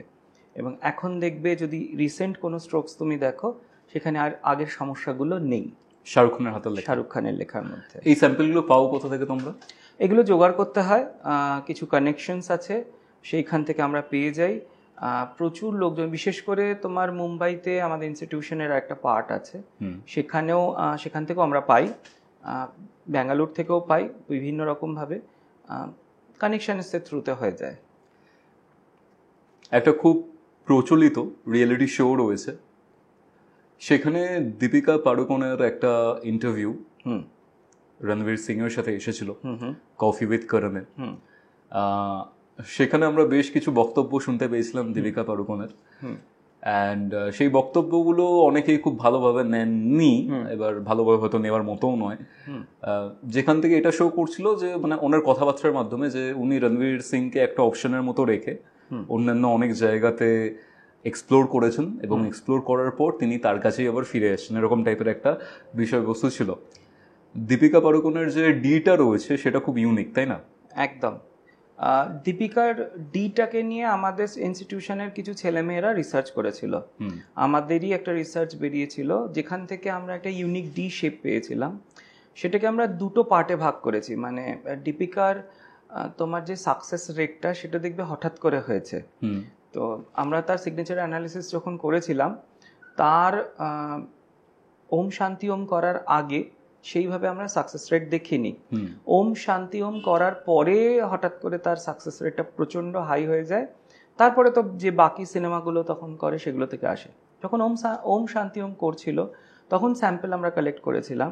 সেই সময় আমরা দেখেছিলাম খেয়াল করে যে তার সিগনেচারের মধ্যে একটা 7 স্ট্রোকস বলি আমরা ওটাকে, স্পেশাল, যেটাকে আমরা সাডেন সাকসেস স্ট্রোকস বলি, সেটা পাই, যেটাও ওই সিগনেচারের ফার্স্ট লেটারের মধ্যে ছিল, যেটা দিয়ে ইন্ডিকেট করা যায় যে তার হঠাৎ করে উন্নতি হওয়ার সম্ভাবনা আছে। এবং এর ঠিক অপোজিট একটা স্ট্রোকসও আমরা পরবর্তীকালে গবেষণা করি, সেখানে আমরা লেজি লেটার ডি বলি ওইটাকে। যাদের লেখার মধ্যে ওই স্ট্রোকসটা থাকবে তাদের শাইন করা বা তাদের সাকসেস রেটটা অনেকটা পিছিয়ে যায়, তারা পিছিয়ে পড়ে। তো দীপিকার এই মুহূর্তে সিগনেচার্সগুলো যদি আমরা দেখি, সেখানে দেখবে যে আমরা দেখেছি প্রচণ্ড পরিমাণে মেন্টাল একটা আপস অ্যান্ড ডাউনস, একটা ইরিটেশন, একটা কোয়েশ্চেন্স, এই জিনিসগুলো তার মধ্যে প্রচণ্ড রকমভাবে অ্যারাইজ করছে। এবং ওদের রিলেশনশিপের মধ্যেও প্রচুর পরিমাণে ইস্যুস থাকার সম্ভাবনা থেকে যাচ্ছে, এগুলো আমরা পেয়েছি। আচ্ছা, রিলেশনশিপের দিক থেকে কি অ্যানালিসিস করবে? বেসিক্যালি দীপিকার যে আমরা সিগনেচার স্ট্রোকস দেখেছি সেটা স্ট্রেট ফরওয়ার্ড। দীপিকা ভীষণ রকমভাবে প্র্যাকটিক্যাল মেন্টালিটির, স্ট্রেট ফরওয়ার্ড, এবং ও দূরদর্শী ভীষণ। আর ওর অপোজিটে যাকে আমরা পেয়েছি তার জায়গাটা একটুখানি, সেও দূরদর্শী কিন্তু অত্যন্ত একটু লাফাঝাফা করা বা একটুখানি যেটাকে আমরা অ্যাক্টিভ পার্সোনালিটি বলি, সেটা রয়েছে। তো এই দুটো জিনিস ক্ল্যাশ করে, আবার এই দুটো জিনিসের জন্যই দুজনে একসাথে রয়েছে। রণবীর সিং এর কথা বলছো? একদম। আচ্ছা, প্রিয়াঙ্কা চোপড়া? প্রিয়াঙ্কা চোপড়ার হাতের লেখা আমি নিজে অ্যানালিসিস করেছি, ঠিক আছে। ওর মধ্যে মারাত্মক রকমভাবে ইন্টেরিয়ার রিলেটেড বিজনেস করার টেন্ডেন্সি ছিল, এবং যেটা উনি পরবর্তীকালে করেছেন। ওনার একটা বিরাট বড় নিজস্ব কি বলবো তোমার মেকআপ এর একটা বিজনেস রয়েছে। তার সাথে সাথে উনি যে বিদেশ চলে যাবেন, এবং সেই সময়ের কিছু স্ট্রোকস আমরা পেয়েছিলাম। তার যে সেই ইচ্ছা ছিল, আমরা আলোচনাতেই আমরা পেয়েছিলাম না যে বাইরে চলে যাওয়ার একটা টেন্ডেন্সি আমরা লেখার ইয়ের মধ্যে, তো ওনার লেখার মধ্যে আমরা সেটাও পেয়েছিলাম। এটা ছিল ইন্টারেস্টিং জিনিস। হচ্ছে এখানে আমাদের কলকাতারও কিছু বিশিষ্ট ব্যক্তিত্বের স্ট্রোকস আমরা রিড করতে পেরেছিলাম। তাদের মধ্যে একজন হচ্ছে ঋতুপর্ণদা। ঋতুপর্ণ ঘোষ? হ্যাঁ, আচ্ছা। আমি নিজে দেখেছি তার স্ট্রোকস।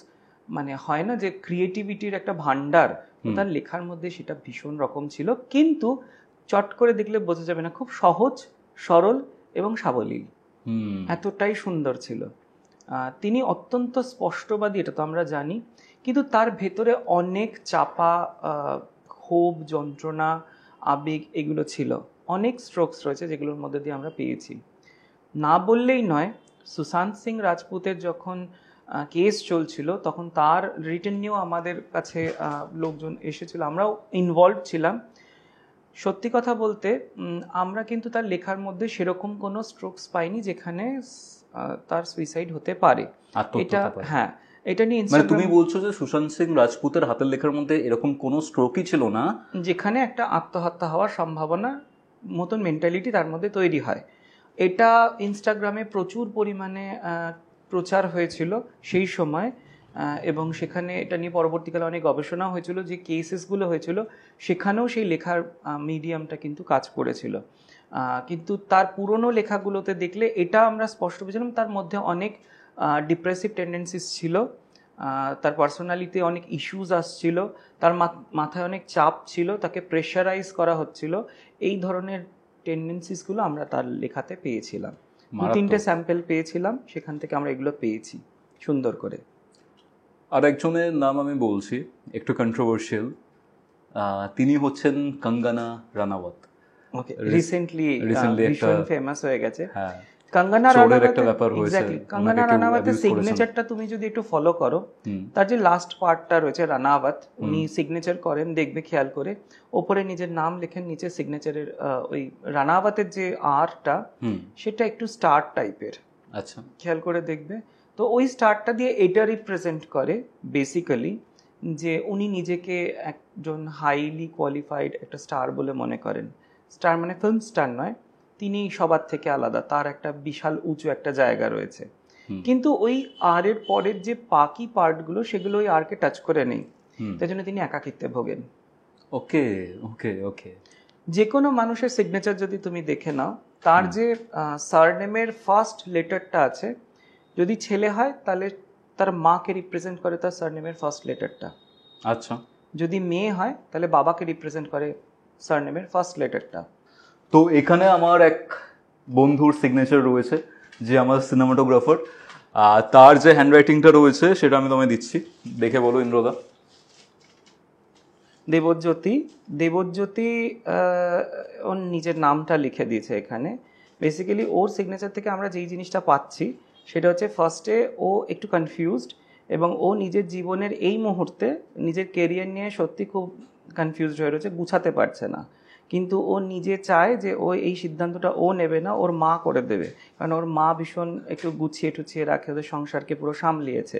এবং ওর যে গার্লফ্রেন্ড, যে এই মুহূর্তে কেউ নেই, কিন্তু যাকে এটাও বলতে পারবো গার্লফ্রেন্ড আছে কি নেই? হ্যাঁ, বলা যায় তো নেই, যে কিন্তু ও যাকে চাইছে সে যেন একটু ওর ক্যারিয়ারটাকে গোছায়, ওকে পেছন থেকে ব্যাকআপে হেল্প করে, এই জিনিসটা খুব স্পষ্ট। আর সব থেকে বড় কথা হচ্ছে, দেবজ্যোতি নিজের ক্যারিয়ারটা খুব হাইলি একটা এক্সাইটমেন্টের জায়গায় সেট করে রেখেছে, কিন্তু ও নিজেও জানে না যে সেটাকে কিভাবে অ্যাচিভ করা যাবে, তাই এখন কনফিউশনে ভুগছে। আর ওর যে এই ক্যারিয়ার অ্যাচিভমেন্টের যে কোয়ালিটিসগুলো আছে সেটাতেও নিজের ইন্টেলিজেন্স লাগাচ্ছে ঠিকই, কিন্তু সেখানে অত্যন্ত পরিমাণ ইমোশনসগুলো যুক্ত হয়ে যাওয়ার জন্য সেই জায়গাগুলো আর ফুলফিল হচ্ছে না। মানে বাস্তবের সাথে ইমোশনস লাগাতে গিয়ে বাস্তবটা হারিয়ে যাচ্ছে, আবেগটা সেখানে রয়ে যাচ্ছে, তাই জন্য সাকসেস রেটটা সেইভাবে পাচ্ছে না। দেবজ্যোতির বাড়ির যে মেঝে, সেই মেঝের মধ্যে যে কার্পেটটা রাখা আছে তার উপরে যে হাঁটাচলা করতে করতে সেই কার্পেটের জায়গাটা অনেকটা পায়ে ওদের প্রবলেম দিচ্ছে, অথবা ওদের বাড়ির সামনের দরজার পাশে যে পাপোসটা রাখা আছে সেটা নন সিনথেটিক মেটেরিয়ালসের পাপোস হওয়ার জন্য পায়ে প্রচুর প্রবলেম দিচ্ছে। বন্ধু বান্ধবের স্কেল থেকে দেখতে গেলে এই মুহূর্তে বন্ধু বান্ধবের স্কেল অনেকটা ছোট হয়ে গেছে, গুটিয়ে নিচ্ছে এবং তাদের সাথে ও কানেক্ট করার চেষ্টা করতে চাইছে, কিন্তু কোনো রকমভাবে হয়ে উঠছে না। কাজের সেক্টরটা খুব একটা বেশি নেই, তাই স্ট্রেসড হয়ে থাকে, এবং যেই কারণে এই মুহূর্তে হজমের গণ্ডগোল এবং অ্যাসিডিটির সমস্যা হওয়ার চান্সেস অনেকটা বেড়ে যাচ্ছে। ইদানিং নেই, কিন্তু গ্যাসের সমস্যায় ভোগার চান্স আছে প্রচুর পরিমাণে। যদি আমি দেবজ্যোতির বেসিক ইমোশনাল এক্সপ্রেশনসের কথা বলি, যে আমি যেটা মনে ভাবছি সেটা লোকের কাছে প্রকাশ কিভাবে করব, ও যা ভাবে সেটা প্রকাশ করতে পারে না, ভেতরে কিছু থেকে যায়, বাইরে কিছু দেবে, কি দেবে, আগে কোনটা দেবে, এই নিয়ে অনেকটা কনফিউশন থাকে বলে ও একটা ভজঘট ব্যাপার করে ফেলে, এবং ওর মুডটা ভীষণ সুইং করে সেই দিক থেকে দেখতে গেলে। ডিসিশন নেওয়ার কোয়ালিটিতে অনেক পোরনেস তৈরি হচ্ছে। এই জিনিসগুলো হচ্ছে বেসিক্যালি ছোটোবেলা থেকে যখন ও মানুষ হয়েছিল, একটু বেশি পরিমাণে জিনিসপত্র পেয়ে গেছে, মায়ের একটু আদর স্নেহ একটু শাসনের সাথে অতিরিক্ত পেয়ে গেছে, যেই কারণে এখন এসে যখন নিজেরটা নিজে করতে হচ্ছে, তো এই অটোনমির ক্ষেত্রে তার সমস্যা তৈরি হচ্ছে। তাই সিদ্ধান্ত নেওয়ার ক্ষেত্রে ওকে কারোর উপরে ডিপেন্ড করতে হচ্ছে। আমার সাইনটা করে দিয়ে একবার। তোমার সাইন আমি দেখেছি। Just joking. আমি জাস্ট এটা বুঝতে পারছি যে একটা হাতের লেখা থেকে তুমি এত কিছু অ্যানালিসিস করতে পারছো। দেবদূর ঠিক ছিল ব্যাপারটা? দেবদূর বলেছে ঠিক ছিল পুরোপুরি ব্যাপারটা। ওকে, নাইস। আর এটা আমি এখানেই রাখছি। দেবজ্যোতি কিন্তু দেরি করে ঘুম থেকে ওঠে, ওর মা খ্যাক খ্যাক করে তারপরে ওঠে, তাই না? ওকে, ক্যামেরার পেছনে আমার বন্ধু বসে আছে। এবার এখানে বিষয়টা হচ্ছে, আরেকজনের আমি নাম নিচ্ছি এখানে, যার সাথে তুমি হয়তো কানেক্টেড ছিলে বা তার কাজের সাথে অনেকটা কানেক্টেড ছিল, দেখেছো। তিনি হচ্ছেন জ্যোতি বসু। জ্যোতি বসু বাবুর হাতের লেখার মধ্যে কি পেয়েছো তুমি? ডেথ হওয়ার আগের সিগনেচার আমরা তার যে শারীরিক সমস্যা হচ্ছিল, তার মেডিসিন চলছিল, এবং কিছু কোলেস্ট্রলের এবং কিছু প্রবলেমস তার মধ্যে ছিল, একদম স্পষ্ট ছিল। আমরা 3 দিন আগের হাতের লেখা পেয়েছিলাম, মৃত্যুর আগে 3 দিন আগে। আচ্ছা। তো আমরা নিজেরাও শকড হয়ে গেছিলাম, তখন আমাদের প্রথম দিককার, আমি তখন অনেক ছোট, পড়াশোনা করছি সেই নিয়ে। তো সেই স্যাম্পল আমার কাছে রয়েছে এখন, আমি জাস্ট যত্ন করে রেখে দিয়েছি। তখন প্রেডিক্ট করেছিলাম, আমি প্রেডিক্ট করি আমার যাদের কাছে আমি শিখছি সেই সময়, ছোট থেকেই তো আমার এই নিয়ে পড়াশোনা, তো সেই সময় থেকে মানে একদম পুরো স্পষ্ট যে এই কারণে ওনার এই শারীরিক সমস্যা হতে পারে, এবং যেই কারণগুলোতে আমরা তাকে দেখেছি তিনি হয়েছিলেন। নট অনলি দ্যাট, কিছু স্পেশাল সিক্রেটস উনি যে নিজের ভেতরে নিয়ে চলে যাচ্ছেন সেগুলোও আমরা সেখানে ফাইন্ড আউট করেছিলাম।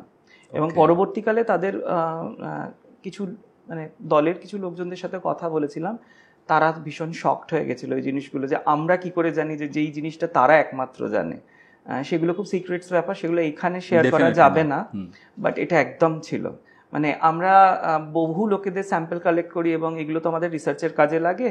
তো আমি আমার কলিগসদের থ্রুতে আরও অনেক এরকম রাজনৈতিক নেতা নেত্রীদের পেয়েছি, সেখান থেকেও আমরা অ্যানালিসিস করেছি। যেইভাবে আমাদের অ্যানালিসিসটা হয়েছে, তারা আজকে যেই জায়গায় দাঁড়িয়ে বা যেইভাবে তারা গোটা শাসনটা করছে, তারা পুরো এক্স্যাক্টলি তা ম্যাচ করে গেছে। তার মধ্যে যদি দুজনের নাম নাও। আমাদের মুখ্যমন্ত্রী তো আমরা সিগনেচার অ্যানালিসিস করেছি, মমতা ব্যানার্জির, মানে আমাদের খুব প্রিয় একজন মানুষ তিনি।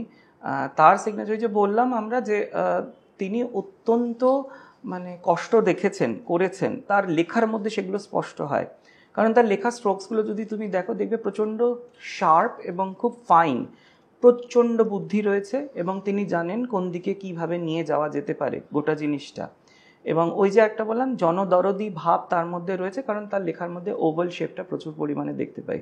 তিনি মাটির মানুষ এবং তিনি মানুষের জন্য কাজ করতে পছন্দ করেন, এই যে ভাবটা তার ভেতর থেকে আসে, কারণ ছোটোবেলা থেকে তিনি খেটে খেয়েছেন এবং করে খেয়েছেন, সেই ব্যাপারটাও কিন্তু আমরা এখানে সিগনেচারের মধ্যে পাই।